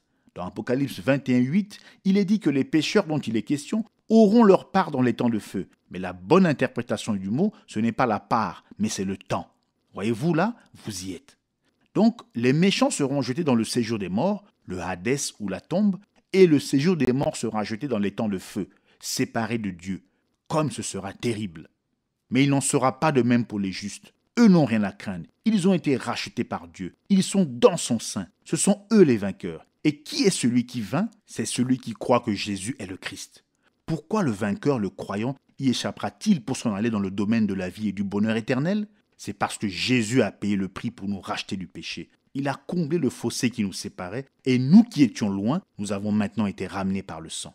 Et ils ne subiront jamais la condamnation. Ils n'iront jamais dans cet étang de feu. Ils ne peuvent jamais être perdus, car il n'en perdra pas un seul d'entre eux. Pas un seul des rachetés ne sera ailleurs que là où est Jésus. Savez-vous pourquoi? Je vais vous en donner une image. J'ai un petit garçon, Joseph. Il est une partie de moi, quoi qu'il arrive. Si j'étais riche, la pire des choses que je pourrais faire serait de le déshériter. Mais il n'y a rien que je puisse jamais faire pour le renier. Je ne peux pas, parce qu'il fait partie de moi. Bon, faisons faire une analyse de sang. Comparons son sang au mien. L'analyse prouvera que Joseph est mon fils. Il est à moi. C'est l'analyse de sang qui montre si oui ou non vous appartenez à Dieu. Je ne peux m'empêcher de repenser à l'époque où je gardais à cheval les troupeaux de Hereford de race dans le Colorado. Nous devions faire passer ces bêtes à un contrôle des pouvoirs publics pour avoir le droit de les nourrir sur les pâturages publics. Mais ils n'autorisaient pas l'entrée d'un seul animal qui n'avait pas l'étiquette de sang à l'oreille. L'étiquette certifiait que la bête était de pure race. Les cow-boys qui les contrôlaient ne prêtaient pas un seul regard à la marque. Ils ne regardaient que l'étiquette pour contrôler que le sang était bien le bon. Alléluia. Si le sang est le bon, c'est forcément bon. Vous savez que Dieu a abaissé le regard et a dit « L'âme qui pêche mourra. Elle est séparée de moi. Elle ne peut pas s'approcher de moi. » Nous savons que tous ont péché et sont privés de la gloire de Dieu. Cela veut dire que tous sont morts, tous sont séparés, et qu'il vient un jour où même ce petit peu de vie s'éteindra, et où tout sera fini. Mais Dieu, dans son amour, a pris un animal, et a pris la vie de cet animal à la place de la vie du pécheur. Dans l'Ancien Testament, le pécheur apportait un agneau. Il plaçait sa main sur l'agneau, pendant que le sacrificateur tranchait la gorge de l'agneau. Il le sentait saigner et l'entendait bêler. Il sentait le corps être raidi par la mort. Il voyait la fumée du sang aspergé monter vers Dieu. Il savait que l'agneau avait pris sa place. Il savait que la vie de l'agneau avait été abandonnée à la place de la sienne. Mais la vie de cet agneau était une vie animale, et elle ne pouvait pas revenir sur le pécheur pour le purifier. Il repartait donc avec toujours le même désir de pécher. Il repartait avec le péché dans ses pensées et revenait offrir un sacrifice pour la même chose l'année suivante. Mais il n'en est pas ainsi dans le Nouveau Testament. Notre agneau mourant est le Fils de Dieu qui a donné son sang comme rançon pour plusieurs.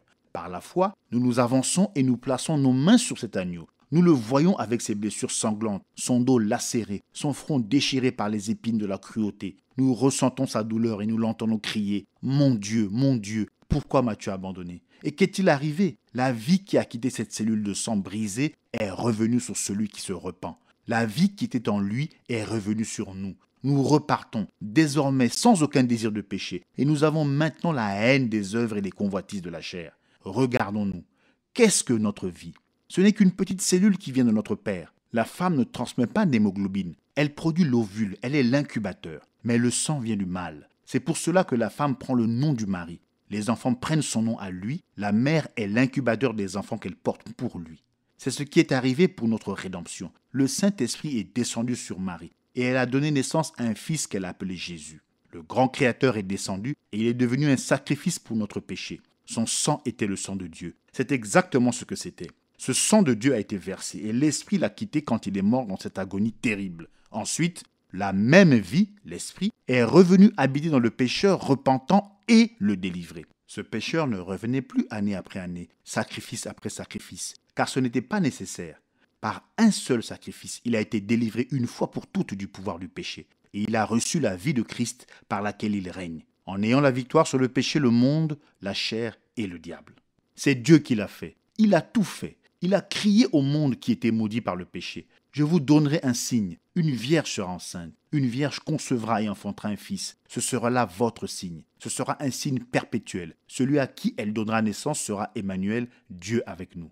Dieu est descendu dans une cellule de sang, pas à travers un homme, mais par le Saint-Esprit, et dans ce sein virginal a été formé un tabernacle destiné à la mort. La semence de la femme est venue afin qu'il soit blessé pour nous apporter le salut. Quand le Saint-Esprit est venu sur Marie, il a créé dans son sein la cellule qui allait se multiplier pour devenir le corps de notre Seigneur. Cette cellule a été créée. C'était le commencement de la création de Dieu. Voilà qui est Jésus. Et cet être saint a été rempli d'un sang saint, du sang de Dieu. Ce tabernacle est né. Il a grandi pour devenir un homme. Il est allé au Jourdain, où ce sacrifice a été lavé par Jean, dans le fleuve appelé le Jourdain. Quand ce sacrifice que Dieu accepte est sorti de l'eau, Dieu est venu habiter en lui, en le remplissant de l'Esprit sans mesure. Et quand il est mort, qu'il a versé son sang, la vie parfaite de Dieu a été libérée pour revenir sur le pécheur qui accepterait le Christ comme son sauveur. Oh, comme c'est frappant! Jéhovah, nouveau-né, qui pleurait au-dessus d'un tas de fumier. Jéhovah, né dans une mangeoire de paille. Voici votre signe perpétuel pour ceux qui sont fiers et enflés d'orgueil, les pseudo-intellectuels qui ont développé leur propre théologie et renié la vérité de Dieu. Jéhovah Dieu, un bébé qui pleurait dans une étable puante. Et puis, on pense avoir le droit d'être fier, de prendre un air hautain, de critiquer et de faire comme si on était quelqu'un. Le voici le vrai signe. C'est celui-là le bon. Jéhovah qui jouait comme un garçon. Jéhovah qui travaillait à l'atelier de menuiserie. Jéhovah qui lavait les pieds des pécheurs. Je vous donnerai un signe, a dit Dieu. Pas le signe d'un clergé en col blanc. Pas le signe de la richesse et de la puissance. Ce signe n'aura rien que vous trouviez attirant ou convenable, mais c'est un signe perpétuel. C'est le plus grand de tous les signes. Jéhovah qui se tenait dans la cour, blessé et tout ensanglanté, avec des épines sur le front et des crachats sur le visage, sous les moqueries et les railleries.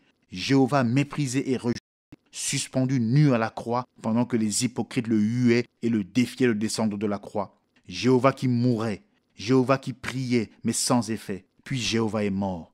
C'est maintenant le signe pour tous les hommes. Il n'y en a pas de semblable, c'est le grand signe.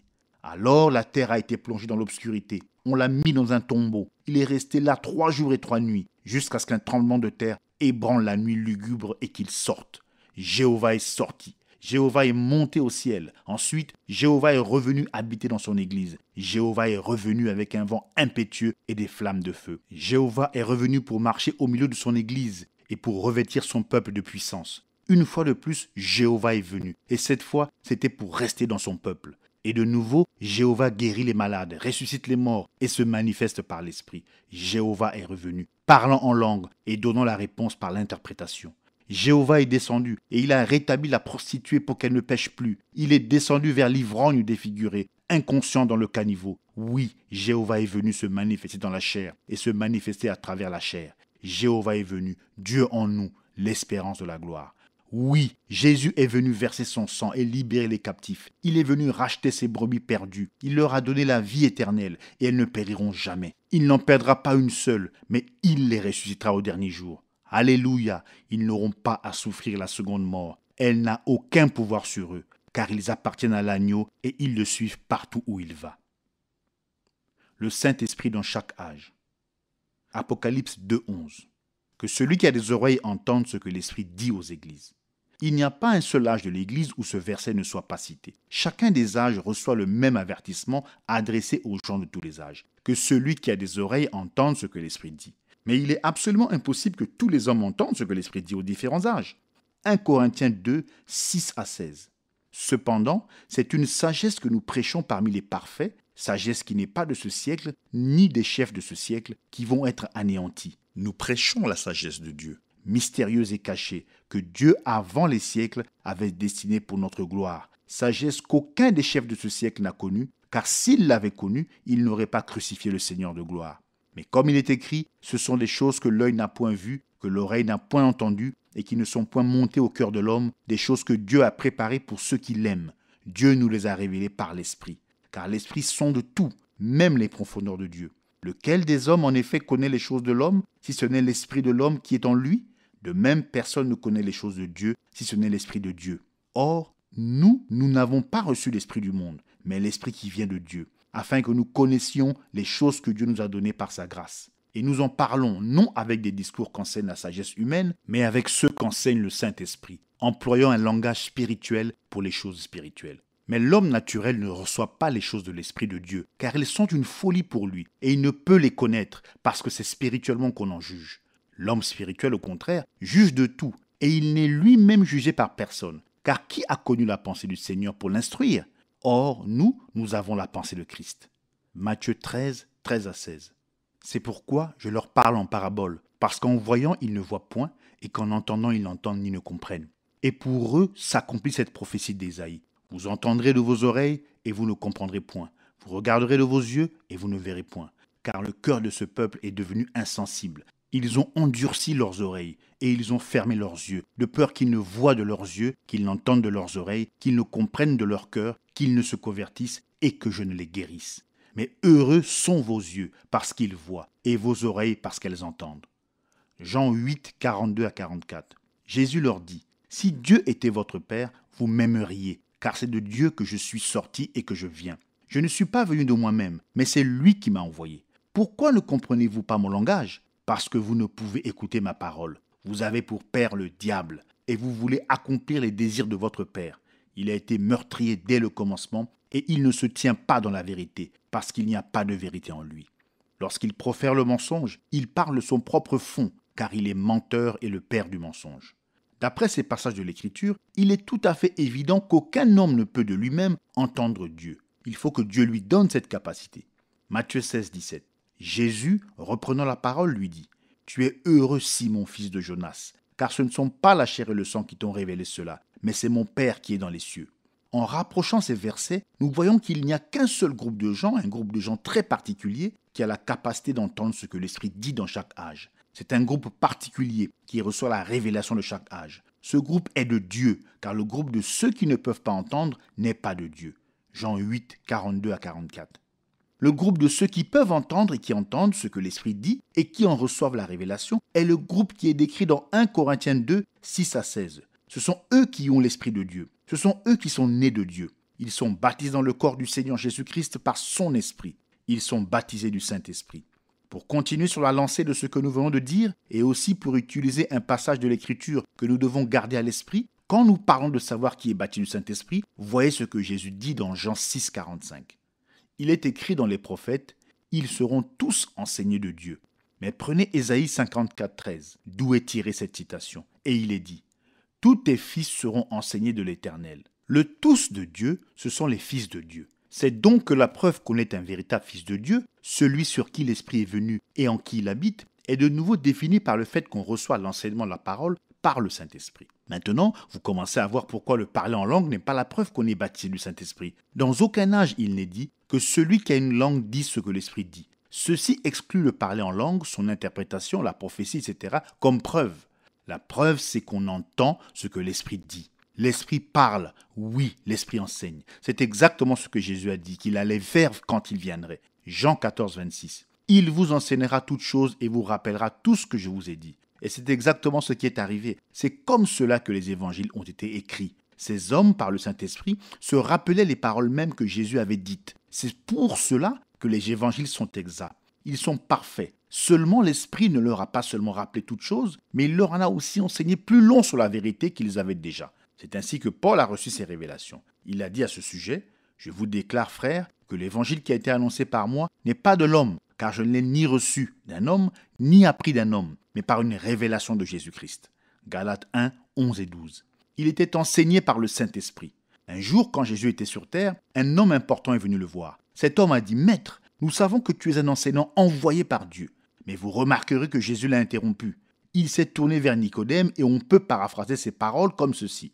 « Je ne suis pas un enseignant. Je suis l'agneau du sacrifice pour le péché. Je rends la nouvelle naissance possible par mon esprit. Mais il va venir quelqu'un qui est l'enseignant. C'est le Saint-Esprit. Quand Jésus était sur terre, il est venu comme agneau et comme prophète. Mais quand il est revenu sur l'Église par son esprit, il est devenu l'enseignant.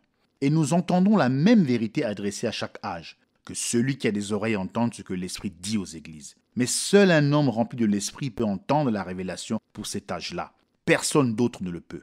Non, monsieur, ils ne le peuvent pas, parce que c'est exactement ce que Paul a dit dans 1 Corinthiens 2, 6 à 16. Ceci devrait vous réjouir.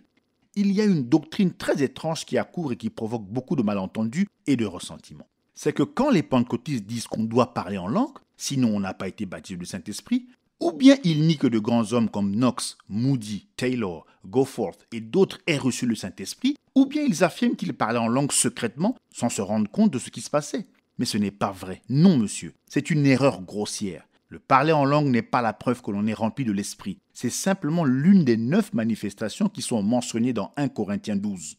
Aucun passage de l'Écriture ne dit qu'on parle en langue quand on reçoit le Saint-Esprit ou qu'on reçoit le Saint-Esprit par le parler en langue. Cependant, il est bien dit qu'après qu'ils furent remplis du Saint-Esprit, ils se mirent à parler en langue. Et plus loin, il est dit qu'ils ont prophétisé. Aujourd'hui, beaucoup de personnes prennent pour acquis que tous ceux qui disent avoir reçu le Saint-Esprit, parce qu'ils ont parlé en langue, ont un parler en langue spirituelle authentique. Mais ce n'est pas vrai, car beaucoup de gens parlent une langue connue, mais sous l'influence d'un mauvais esprit.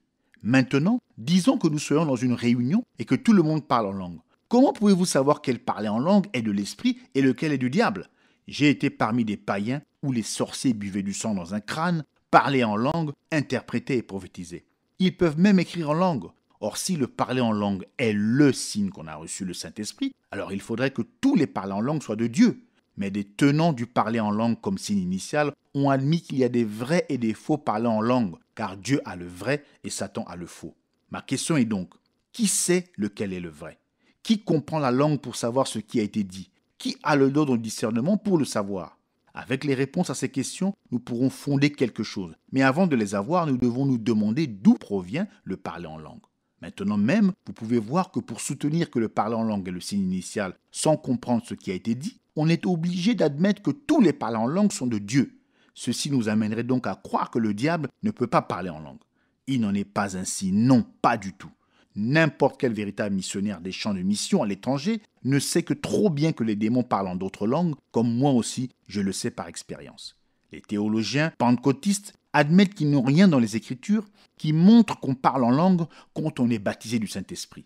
Ils admettent qu'ils extrapolent cela à partir des expériences relatées dans le livre des Actes, où les gens ont parlé en langue 3 fois sur 5. Ils disent également, sans pouvoir l'appuyer sur aucun passage de l'Écriture, qu'il y a 2 sortes de parler en langue. Le premier, c'est le parler en langue qui survient quand on reçoit le Saint-Esprit, le signe, et plus tard, si l'on croit, on peut recevoir le don du parler en langue qui permet de parler souvent. Cependant, ils disent qu'on peut parler en langue une fois comme signe qu'on reçoit le Saint-Esprit et ne plus jamais parler en langue par la suite. Une fois de plus, nous aimerions savoir où cela se trouve dans la parole. Si cela ne s'y trouve pas, alors Dieu ne l'a pas dit, et malheur à celui qui ajoute à cette parole. Mais il y a dans la parole quelque chose qu'ils ignorent complètement sur ce sujet même. 1 Corinthiens 13. Ce passage parle des langues des hommes et des anges, ce qui correspondrait à des langues connues et inconnues. Les pentecôtistes modernes disent qu'ils peuvent recevoir le Saint-Esprit en parlant des langues inconnues, des langues d'anges. Ils mettent la charrue avant les bœufs. En effet, dans Acte 2, les gens s'exprimaient dans un langage parfait que même les incroyants entendaient et comprenaient. Or, quand Dieu se tait, nous faisons mieux de nous taire. Mais là où il a parlé, nous faisons mieux de parler nous aussi, et de dire ce qu'il a déjà dit. Il nous a dit que le signe, c'est-à-dire ce qui se produirait après avoir été baptisé du Saint-Esprit, c'est que l'enseignant viendrait nous enseigner toute la vérité. Mais cet enseignant est un enseignant intérieur, pas un enseignant extérieur. Si l'Esprit n'était pas à l'intérieur, vous n'entendriez pas la vérité et ne la recevriez pas par révélation, même si vous l'entendiez à longueur de journée. C'était le signe que l'Esprit habitait à l'intérieur à l'époque de Paul. Ceux qui étaient remplis du Saint-Esprit entendaient la parole, la recevaient et vivaient par elle. Ceux qui n'avaient pas l'Esprit l'entendaient seulement comme des hommes charnels, ils y mettaient une fausse interprétation et ils s'en allaient dans le péché. Dans chaque âge, et chaque âge est l'âge du Saint-Esprit pour le vrai croyant, dans chaque âge, dis-je, le signe a été le même. Ceux qui avaient l'Esprit, l'enseignant, entendaient la parole. Et cet Esprit en eux prenait la parole et la leur enseignait, la leur révélait. Et ils étaient du groupe de ceux qui entendaient le messager et son message, qui le prenaient et qui le vivaient.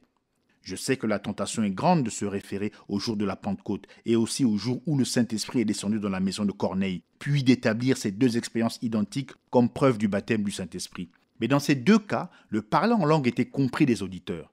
Voilà qui est bien loin de la nouvelle Babel de confusion que sont les réunions pentecôtistes.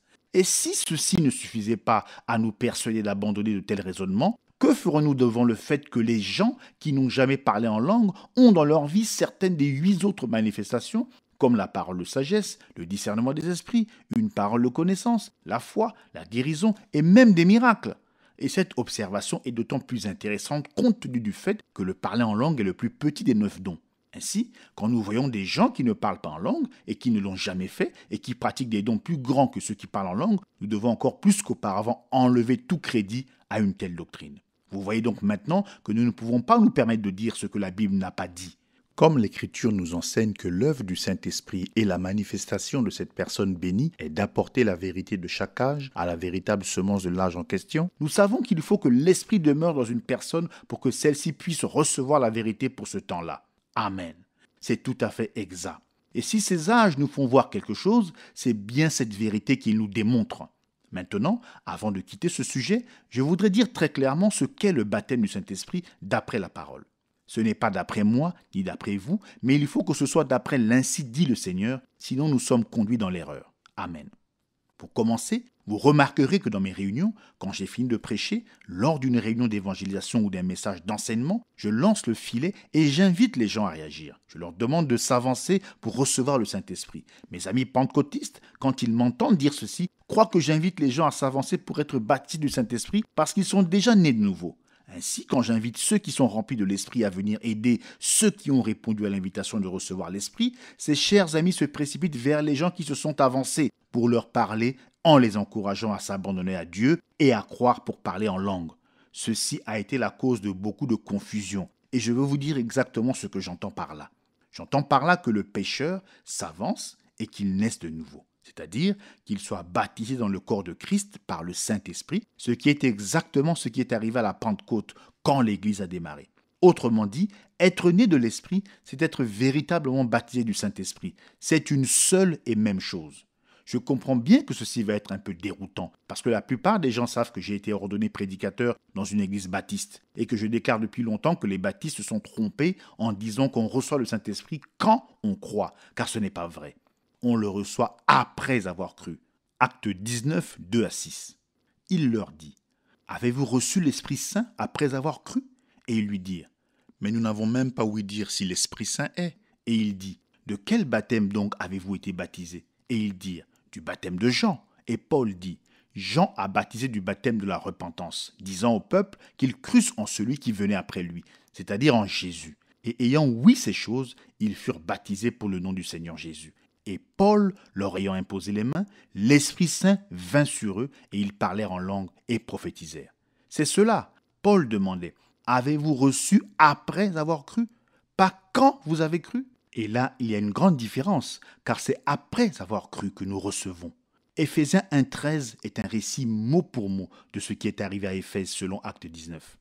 En qui vous aussi vous avez espéré, ayant entendu la parole de la vérité, l'évangile de votre salut, auquel aussi ayant cru, pas en croyant, vous avez été scellés du Saint-Esprit de la promesse. Mais voici à quoi je veux en venir. Trop de nos modernistes, et même de nos fondamentalistes, soi-disant, croient au salut à un moment précis qu'on appelle souvent prendre une décision. Et on a appelé cela recevoir Christ ou naître de nouveau. Or, recevoir Christ, c'est recevoir son esprit. Recevoir son esprit, c'est naître de nouveau. Recevoir son esprit, c'est être baptisé du Saint-Esprit. Amen. Ces gens croient, c'est merveilleux. Mais ils s'arrêtent là. C'est après avoir cru qu'on reçoit le Saint-Esprit. Il en a toujours été ainsi et il en sera toujours ainsi. La toute première parole d'instruction a été donnée par Pierre à la Pentecôte. Il a dit « Repentez-vous et que chacun de vous soit baptisé au nom de Jésus-Christ pour le pardon de vos péchés et vous recevrez le don du Saint-Esprit. Car la promesse est pour vous, pour vos enfants et pour tous ceux qui sont au loin, en aussi grand nombre que le Seigneur notre Dieu les appellera. » Ces instructions étaient une réponse directe de Pierre quant à ce qui s'était réellement passé à la Pentecôte. Ce qui s'est passé, c'est que Dieu, comme il était dit dans Joël, répandait le Saint-Esprit promis sur toute chair. Il n'avait pas été répandu avant ce moment-là, ni donné avant ce moment-là. C'était là le moment. Mais désormais, cela devait venir par la repentance, le baptême au nom du Seigneur Jésus-Christ. Après quoi, Dieu était tenu de remplir ceux qui venaient.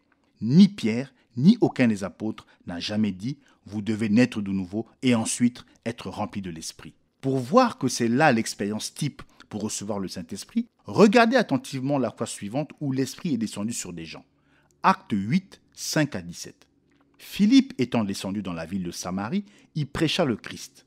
Les foules tout entières étaient attentives à ce que disait Philippe, lorsqu'elles apprirent et virent les miracles qu'il faisait. Car des esprits impurs sortirent de plusieurs démoniaques en poussant de grands cris, et beaucoup de paralytiques et de boiteux furent guéris. Il y eut une grande joie dans cette ville. Il y avait auparavant dans la ville un homme nommé Simon, qui se donnant pour un personnage important, exerçait la magie et provoquait l'étonnement du peuple de la Samarie. Tous, depuis le plus petit jusqu'au plus grand, l'écoutaient attentivement et disaient « Celui-ci est la puissance de Dieu, celle qui s'appelle la Grande ». Ils l'écoutaient attentivement parce qu'il les avait longtemps étonnés par ses actes de magie. Mais quand ils eurent cru à Philippe, qui leur annonçait la bonne nouvelle du royaume de Dieu et du nom de Jésus-Christ, hommes et femmes se firent baptiser. Simon lui-même crut, et après avoir été baptisé, il ne quittait plus Philippe, et il voyait avec étonnement les miracles et les grands prodiges qui s'opéraient. Les apôtres qui étaient à Jérusalem, ayant appris que la Samarie avait reçu la parole de Dieu, y envoyèrent Pierre et Jean. Ceux-ci, arrivés chez les Samaritains, prièrent pour eux afin qu'ils reçussent le Saint-Esprit, car il n'était encore descendu sur aucun d'eux. Ils avaient seulement été baptisés au nom du Seigneur Jésus. Alors Pierre et Jean leur imposèrent les mains et ils reçurent le Saint-Esprit.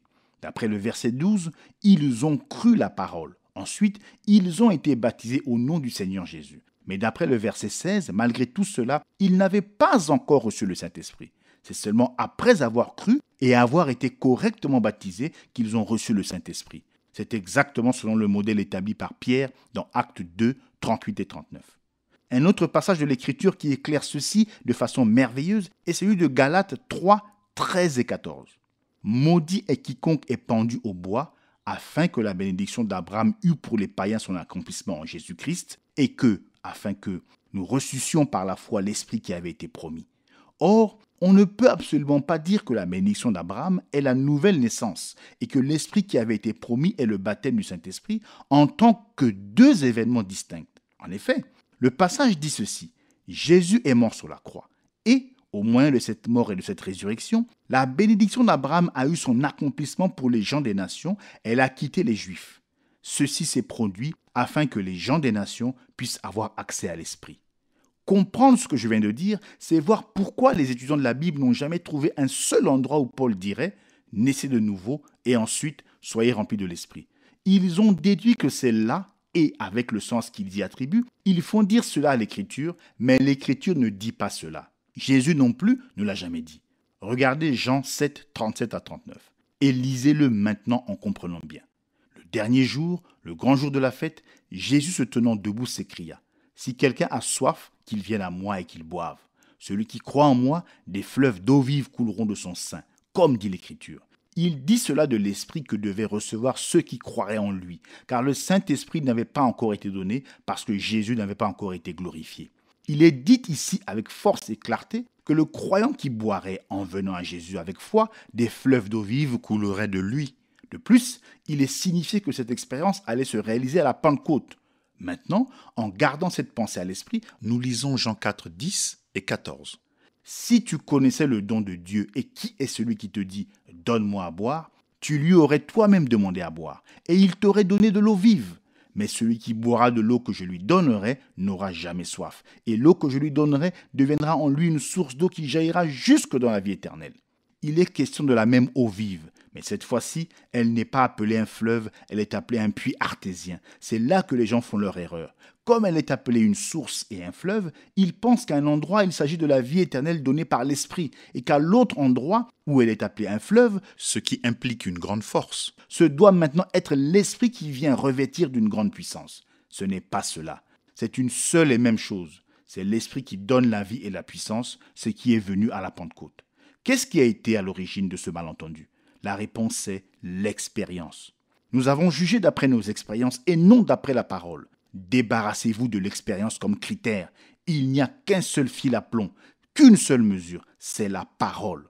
Or, soyez bien attentifs pour comprendre ceci. Pierre a dit « Repentez-vous et soyez baptisés au nom de Jésus-Christ pour le pardon du péché et vous recevrez le don du Saint-Esprit. » Paul a dit « Avez-vous reçu le Saint-Esprit après avoir cru ?» C'est là tout notre problème. Les gens se repentent de leurs péchés, ils se font baptiser d'eau, mais ils ne continuent pas pour recevoir le Saint-Esprit. On croit en vue de recevoir l'Esprit. Croire à Jésus, c'est un pas dans la bonne direction, c'est-à-dire vers le Saint-Esprit. Mais les gens s'arrêtent là. Ils vont jusqu'au bout, puis ils s'arrêtent. Ils croient, puis ils s'arrêtent. La Bible ne dit pas qu'on reçoit quand on croit. C'est « Avez-vous reçu le Saint-Esprit après avoir cru ?» La traduction exacte et littérale, c'est « Avez-vous, en ayant auparavant cru, reçu le Saint-Esprit ?» Les gens croient puis s'arrêtent. On ne reçoit pas le Saint-Esprit quand on croit à lui, en s'étant repenti. Il faut continuer et recevoir le Saint-Esprit. Vous le voyez ? Voilà ce qui ne va pas chez nos fondamentalistes. Ils n'ont pas de puissance parce qu'ils s'arrêtent avant la Pentecôte. Ils sont comme les enfants d'Israël qui sont sortis d'Égypte et qui se sont arrêtés avant le pays promis. Quand ces enfants d'Israël avaient quitté l'Égypte, ils étaient forts d'environ 2 millions de personnes. Ils ont tous voyagé ensemble. Ils ont tous vu les mêmes miracles de Dieu. Ils ont tous eu part à la même manne et à l'eau du rocher frappé. Ils ont tous suivi la même nuée le jour et la colonne de feu la nuit. Mais seulement 2 ont atteint le pays promis. Seulement 2 étaient de véritables croyants. C'est exact, car la parole nous dit que tous les autres sont morts à cause de leur incrédulité. Et c'est à cause de l'incrédulité qu'ils n'ont pas pu entrer. Hébreux 3, 19. Donc, puisque c'est ainsi, et que seulement 2 sont entrés, alors les autres n'étaient pas de vrais croyants. Qu'est-ce qui faisait la différence ? 2 s'en sont tenus à la parole. Quand le cœur des 10 espions leur a manqué à Kades-Barnéa, Josué et Caleb n'ont pas hésité, car ils croyaient la parole, et ils ont dit « Nous sommes plus que capables de prendre le pays ». Ils savaient qu'ils en étaient capables, parce que Dieu avait dit « Je vous ai donné le pays ». Après tout ce que ces Israélites avaient vu de la puissance, de la bonté et de la délivrance de Dieu, ils ne sont pas entrés dans le repos, qui est un type du Saint-Esprit. Donc par là, vous pouvez voir qu'il n'y en aura que très peu qui croiront jusqu'à recevoir l'Esprit de Dieu. Très bien. Nous voici arrivés jusqu'ici. Je voudrais maintenant aller plus loin. Et je sais qu'en le faisant, je vais susciter certaines émotions. Mais c'est une chose dont je ne suis pas responsable. Je suis responsable envers Dieu, envers sa parole et envers les gens vers qui Dieu m'a envoyé. Je dois être fidèle dans tout ce qu'il me dit de dire. Dans Jean 6, 37 et 44, il est dit « Tous ceux que le Père me donne viendront à moi, et je ne mettrai pas dehors celui qui vient à moi. Nul ne peut venir à moi si le Père ne l'attire, et je le ressusciterai au dernier jour. » Jean 1, 12 et 13. Mais à tous ceux qui l'ont reçu, à ceux qui croient en son nom, elle a donné le pouvoir de devenir enfants de Dieu, lesquels sont nés non du sang, ni de la volonté de la chair, ni de la volonté de l'homme, mais de Dieu. Éphésiens 1, 4 et 5. En lui, Dieu nous a élus avant la fondation du monde, pour que nous soyons saints et irrépréhensibles devant lui, nous ayant prédestinés dans son amour à être ses enfants d'adoption par Jésus-Christ, selon le bon plaisir de sa volonté. Or, sans entrer trop dans le sujet de la souveraineté de Dieu, car il faudrait un livre entier pour ce seul sujet, je voudrais vous faire remarquer que d'après ces versets, Jésus-Christ choisit sa propre épouse, tout comme les hommes choisissent aujourd'hui leurs épouses. Aujourd'hui, l'épouse ne décide pas carrément de prendre un certain homme pour mari. Non, monsieur, c'est l'époux qui décide et qui choisit une certaine femme pour épouse. Jean 15, 16. Ce n'est pas vous qui m'avez choisi, mais moi, je vous ai choisi. Donc, d'après la parole de Dieu, l'épouse était choisie avant la fondation du monde. Ce choix de l'épouse était un dessein qu'il avait formé en lui-même. Éphésiens 1, 9. Et dans Romains 9, 11, il est dit « Afin que le dessein d'élection de Dieu subsistât ». Vous ne pouvez pas le lire autrement. Le dessein qui tenait à cœur à Dieu, son dessein éternel était de prendre une épouse de son propre choix. Et il avait formé ce dessein en lui-même. Et comme il était éternel, ce dessein était fixé avant la fondation du monde. Maintenant, observez attentivement pour voir ceci. Avant même que la moindre particule de poussière d'étoile existe, avant que Dieu soit Dieu, Dieu est un objet d'adoration et il n'y avait personne pour l'adorer, donc à ce moment-là, il n'était Dieu que potentiellement. Quand il n'existait que comme esprit éternel, l'épouse était déjà dans sa pensée. Oui, elle y était. Elle existait dans ses pensées. Et que sont ces pensées de Dieu ? Elles sont éternelles, n'est-ce pas ? Les pensées éternelles de Dieu. Je vous demande, les pensées de Dieu sont-elles éternelles ?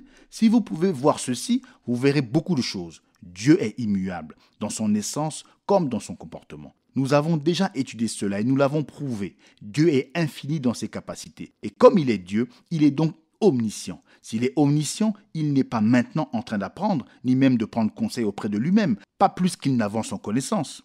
S'il peut avancer en connaissance, alors il n'est pas omniscient. Au mieux, on pourrait dire qu'il finira par le devenir, mais ce n'est pas biblique. Il est omniscient. Il n'a jamais eu une pensée nouvelle sur quoi que ce soit, parce qu'il a toujours eu toutes ses pensées. Il les aura toujours et il connaît la fin dès le commencement, parce qu'il est Dieu. Les pensées de Dieu sont donc éternelles, elles sont réelles. Elles ne sont pas seulement comme un plan qu'un homme a dessiné et qui un jour va se concrétiser et prendre forme, mais elles sont déjà réelles et éternelles et elles font partie de Dieu. Voyez comment cela fonctionne. Dieu a toujours eu Adam dans ses pensées. Adam, en tant que ses pensées, était encore inexprimé. Le psaume 139, 15 et 16 vous donnera une petite idée de cela. Mon corps n'était point caché devant toi lorsque j'ai été fait dans un lieu secret, tissé dans les profondeurs de la terre. Quand je n'étais qu'une masse informe, tes yeux me voyaient, et sur ton livre étaient tout inscrits les jours qui m'étaient destinés, avant qu'aucun d'eux existât. Ceci, comme je l'ai dit, n'a pas été écrit au sujet d'Adam, mais cela vous donne l'idée, cela vous fait savoir que la pensée était là, dans sa pensée, et que cette pensée était éternelle et devait être exprimée. Ainsi, quand Adam a été formé de la poussière de la terre et que son être spirituel a été créé par Dieu, alors Adam est devenu la pensée de Dieu exprimée et ses pensées éternelles étaient maintenant manifestées.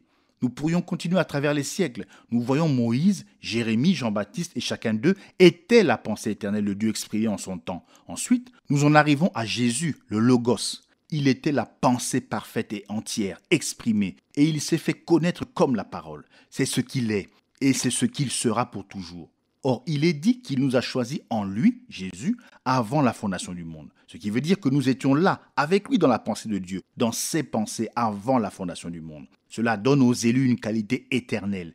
Il n'y a pas à sortir de là. Permettez-moi une parenthèse ici. Même notre naissance naturelle est fondée sur l'élection. Les ovaires de la femme produisent beaucoup d'ovules. Mais comment se fait-il qu'à un moment donné, un ovule sorte et non un autre ? Et puis du milieu du sperme de l'homme, sans raison connue, un certain germe s'attache à l'ovule, alors que d'autres auraient pu s'y attacher aussi facilement, ou bien avaient de meilleures chances de le faire, mais ne l'ont pas fait et ont péri. Il y a une intelligence derrière tout cela. Sinon, qu'est-ce qui détermine si le bébé sera un garçon ou une fille, blond ou brun, aux yeux foncés ou aux yeux clairs, etc. En gardant cela à l'esprit, pensez à Josué et à Caleb. Jésus n'a-t-il pas dit dans Jean 6, 49 « Vos pères ont mangé la manne dans le désert et ils sont morts ». Ces parents qui sont morts devaient être là comme ancêtres de ceux à qui Jésus parlait. Ils ont péri et pourtant ils étaient dans l'élection de Dieu sur le plan naturel, comme Josué et Caleb l'étaient sur le plan spirituel.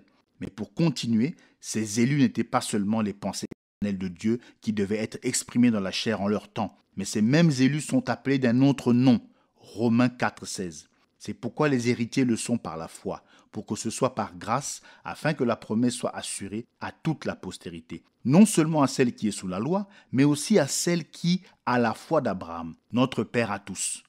Romains 9, 7 à 13. Aussi, pour être la semence d'Abraham, ils ne sont pas tous enfants, mais en Isaac te sera appelé une semence, c'est-à-dire ce ne sont pas les enfants de la chair qui sont les enfants de Dieu, mais les enfants de la promesse sont comptés pour semence, car cette parole est une parole de promesse. En cette saison-ci, je viendrai, et Sarah aura un fils. Et non seulement cela, mais aussi quant à Rebecca, lorsqu'elle conçut d'Isaac notre père, car avant que les enfants fussent nés et qu'ils eussent rien fait de bon ou de mauvais, afin que le propos de Dieu selon l'élection demeurât, non point sur le principe des œuvres, mais de celui qui appelle, il lui fut dit, le plus grand sera asservi au plus petit. Ainsi qu'il est écrit, j'ai aimé Jacob et j'ai haï Ésaü. Galates 3,16. Or c'est à Abraham que les promesses ont été faites et à sa semence. Il ne dit pas et aux semences, comme parlant de plusieurs, mais comme parlant d'un seul, et à ta semence, qui est Christ. Galates 3, 29. Or, si vous êtes de Christ, vous êtes donc la semence d'Abraham, héritier selon la promesse. Selon Romains 4, 16, nous voyons que Dieu a donné une promesse certaine à toute la semence d'Abraham. Et Paul se met lui-même avec tous les croyants sous ce titre parce qu'il dit « Abraham notre père à tous ». Ensuite, il continue, non pas seulement pour restreindre sa définition, mais plutôt pour la parachever, car dans Galates 3, il a identifié la semence, au singulier, à Jésus, et compté les enfants de la semence comme des enfants de la promesse, en disant que la promesse se rapporte à l'élection, c'est-à-dire au choix de Dieu. Et c'est exactement ce que nous avons dit. Ceux-ci, qui sont de la semence royale, sont les élus de Dieu. Ce sont les prédestinés, connus d'avance par Dieu, et qui étaient dans la pensée de Dieu. Ils étaient de ses pensées. En langage bien clair, la véritable épouse de Christ était dans la pensée de Dieu éternellement, bien qu'elle n'ait pas été exprimée, tant que chacun n'était pas apparu au temps fixé, désigné pour lui. Chaque membre, en venant, était exprimé et a pris sa place dans le corps. Ainsi, cette épouse est littéralement l'épouse semence parole parlée. Et bien qu'elle soit désignée au féminin, elle est aussi appelée le corps de Christ. Il est tout à fait clair que c'est ainsi qu'elle doit être appelée, car elle était prédestinée en lui. Elle est venue de la même source, elle était éternelle avec lui, et maintenant elle manifeste Dieu dans un corps fait de plusieurs membres, alors qu'auparavant, Dieu s'était manifesté dans un seul membre, notre Seigneur Jésus-Christ. Nous en arrivons donc maintenant à une conclusion. Comme le Logos éternel, Dieu, a été manifesté dans le Fils, et quand Jésus habitait corporellement toute la plénitude de la divinité, comme cet être éternel était le Père manifesté dans la chair, obtenant ainsi le titre de Fils, de même nous, qui sommes éternels dans ses pensées, nous sommes devenus à notre tour la semence parole parlée, composée de plusieurs membres manifestés dans la chair. Et ces pensées éternelles qui sont maintenant manifestées dans la chair sont les fils de Dieu. C'est ainsi que nous sommes appelés. Nous ne sommes pas devenus la semence par la nouvelle naissance, nous étions la semence. C'est pourquoi nous sommes nés de nouveau, car seuls les élus peuvent naître de nouveau. C'est parce que nous étions la semence que nous avons pu être vivifiés. Dans ce qui n'est pas de la semence, il n'y a rien à vivifier. Gardez bien ceci à l'esprit. Maintenant, passons à l'étape suivante. Racheter veut dire acheter quelque chose que l'on possédait à l'origine. C'est ramener au propriétaire originel. Dieu, par sa mort, par son sang versé, a racheté les siens. Il a racheté l'épouse semence parole parlée. Mes brebis entendent ma voix, ma parole, et elles me suivent. Vous avez toujours été une brebis. Vous n'avez jamais été un porc ou un chien transformé en brebis. C'est impossible, car toute espèce de vie produit selon son espèce, et il n'y a pas de changement d'espèce. Comme nous étions dans les pensées de Dieu et que nous avons ensuite été exprimés dans la chair, il devait venir un jour où nous entendrions sa voix, la parole. Et en entendant cette voix, nous allions nous rendre compte que notre Père nous appelle et reconnaître que nous sommes les fils de Dieu. Nous avons entendu sa voix et comme le Fils prodigue, nous nous sommes écriés « Sauve-moi, ô mon Père, je reviens à toi ». Un fils de Dieu peut mettre longtemps à reconnaître qu'il est un fils. En fait, beaucoup de vrais chrétiens ressemblent à l'aiglon de l'histoire, qui avait éclos sous une poule. Vous savez que l'aigle est un type du vrai croyant. Eh bien, un fermier avait pris un œuf dans un nid d'aigle et l'avait mis sous une poule. Le moment venu, tous les œufs qui étaient sous la poule ont éclos. Les poussins s'entendaient bien avec la mère poule, mais cet aiglon n'arrivait pas à se faire à la façon de caqueter et de chercher sa nourriture en grattant dans un tas de fumier. Il arrivait à se débrouiller pour survivre, mais il était plutôt déboussolé là-dedans. Mais un jour, très haut dans les airs, la mère aigle qui avait pondu l'œuf aperçoit cet aiglon sur le sol. Elle amorce une vertigineuse descente en piqué et lui trompette de tous ses poumons de s'envoler pour monter la rejoindre. Il n'avait jamais entendu trompetter un aigle, mais quand il entend ce premier cri, il y a quelque chose en lui qui remue et il voudrait s'élancer vers elle. Mais il a peur d'essayer. De nouveau, la mère lui crie de s'élever dans le vent et de la suivre. Il répond, il crie qu'il a peur. Encore une fois, elle lance son appel en lui criant d'essayer. En battant des ailes, il parvient à monter en l'air et répondant au cri de sa mère, il s'élève dans le ciel bleu. Vous voyez, il avait toujours été un aigle. Il s'était comporté comme un poulet pendant un petit moment seulement. Il n'était pas satisfait. Mais quand il a entendu l'appel du grand aigle, il a rejoint la place qui était la sienne. Et une fois qu'un véritable fils de Dieu entend ce cri de l'esprit par la parole, lui aussi prendra conscience de qui il est. Et il accourra vers ce grand aigle prophète pour être avec lui pour toujours, assis dans les lieux célestes en Jésus-Christ. Maintenant, voici notre point triomphal d'une importance capitale sur le baptême du Saint-Esprit. Galates 4, 4-7. Mais lorsque les temps ont été accomplis, Dieu a envoyé son Fils, né d'une femme, né sous la loi, afin qu'il rachetât ceux qui étaient sous la loi, afin que nous reçussions l'adoption des fils. Et parce que vous êtes fils, Dieu a envoyé dans vos cœurs l'Esprit de son Fils, lequel crie « Abba, Père ». Ainsi tu n'es plus qu'esclave, mais fils. Et si tu es fils, tu es aussi héritier de Dieu par Christ. C'est cela, Jésus-Christ est venu, il est mort sur la croix et il a accompli la rédemption. Le retour au propriétaire original par achat en payant le prix, et nous a ainsi placés comme fils. Il n'a pas fait de nous des fils, car nous étions déjà ses fils, mais il nous a placés comme fils, car tant que nous étions dans le monde, dans la chair, nous ne pouvions pas être reconnus comme ses fils. Le diable nous gardait captifs, pourtant nous étions quand même des fils. Et écoutez ceci, et parce que vous êtes fils, Dieu a envoyé dans vos cœurs l'esprit de son Fils, par lequel vous criez « Père, Père ». Sur qui le Saint-Esprit est-il descendu à la Pentecôte? Sur des fils. À Corinthe? Sur des fils, pendant qu'ils entendaient la parole.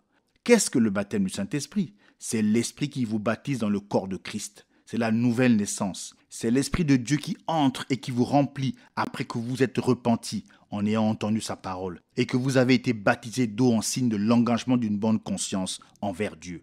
Ce que nous venons d'exposer serait beaucoup plus facile à comprendre pour tout le monde si tous croyaient la doctrine de l'unité et de la divinité. En effet, il n'y a pas trois personnes dans cette divinité, mais une seule. Ainsi, nous ne sommes pas nés de nouveau par l'Esprit de vie de Jésus qui entre, mais après quoi le Saint-Esprit entrerait pour nous donner la puissance. Si c'était vrai, pourquoi déshonorons-nous le Père en ne lui donnant pas de part à notre salut complet ? En effet, si le salut vient du Seigneur et qu'il y a trois Seigneurs, alors il faut que lui aussi, le Père, ait quelque chose à faire. Mais on voit bien que Jésus a dit très clairement que c'est lui et lui seul qui est Dieu, et que c'est lui et lui seul qui entre dans le croyant. Jean 14,16 dit que le Père enverra un autre consolateur. Mais le verset 17 dit qu'il, Jésus, demeure avec eux et que plus tard, il sera en eux. Au verset 18, il dit qu'il viendra à eux. Au verset 23, en s'adressant aux disciples, il dit « Nous, le Père et le Fils, viendrons à lui ». C'est donc le Père, le Fils et le Saint-Esprit qui viennent en même temps, car c'est une seule personne qui compose la divinité. Cette venue a eu lieu à la Pentecôte. Il n'y a pas deux venues de l'Esprit, il n'y en a qu'une. Le problème, c'est que les gens ne connaissent pas le fond de la vérité. Ils croient simplement en Jésus pour la rémission des péchés, mais ils ne continuent pas jusqu'au point de recevoir l'Esprit. Avant de quitter ce sujet, je sais que vous avez une question à l'esprit. Vous voudriez savoir si je crois à la doctrine de la préexistence. Je ne crois pas cette doctrine de la préexistence des âmes, qui est celle des Mormons, pas plus que je ne crois à la réincarnation ou à la transmigration des âmes. Attention, comprenez bien ceci. Ce n'est pas la personne qui est prédestinée par Dieu depuis l'éternité, c'est la parole, la semence. Voilà ce que c'est. Il y a très très longtemps, à une époque trop oculée pour que l'esprit humain puisse le concevoir, le Dieu éternel, dont les pensées sont éternelles, a pensé et décrété que « J'ai aimé Jacob et j'ai haï Ésaü ». Romains 9,13. Alors qu'aucun des deux n'était né et qu'aucun des deux n'avait fait ni bien ni mal. Vous voyez, c'était la pensée.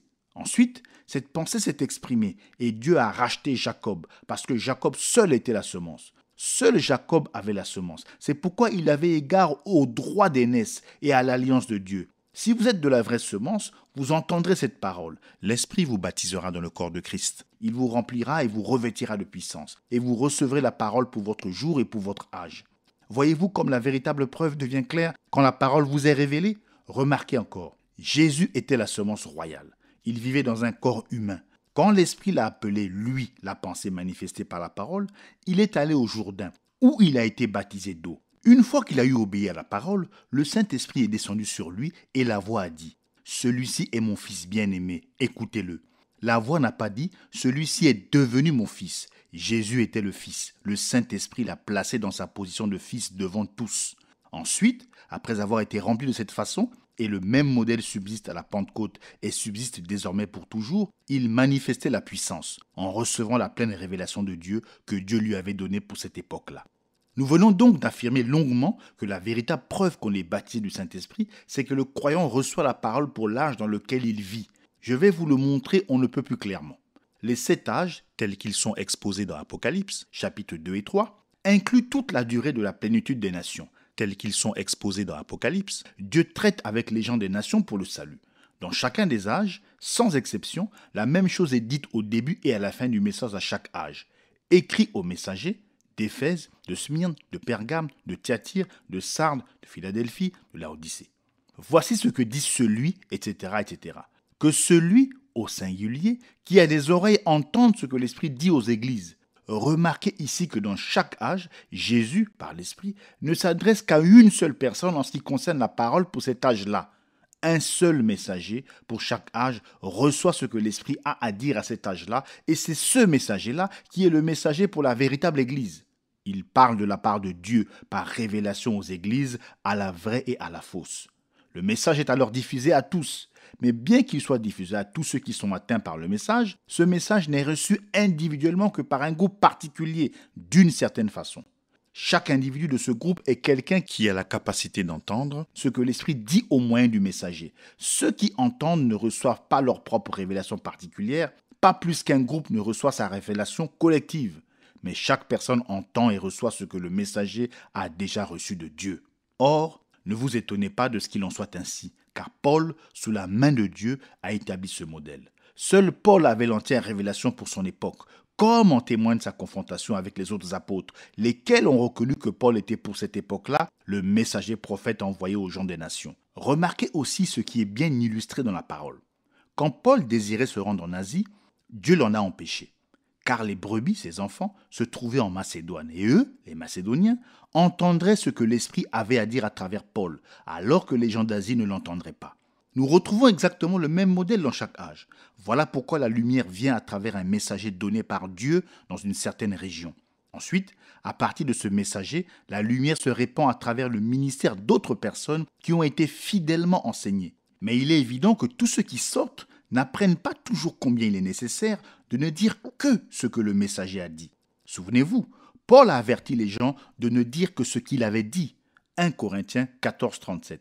Si quelqu'un croit être prophète ou inspiré, qu'il reconnaisse que ce que je vous écris est un commandement du Seigneur. Quoi ?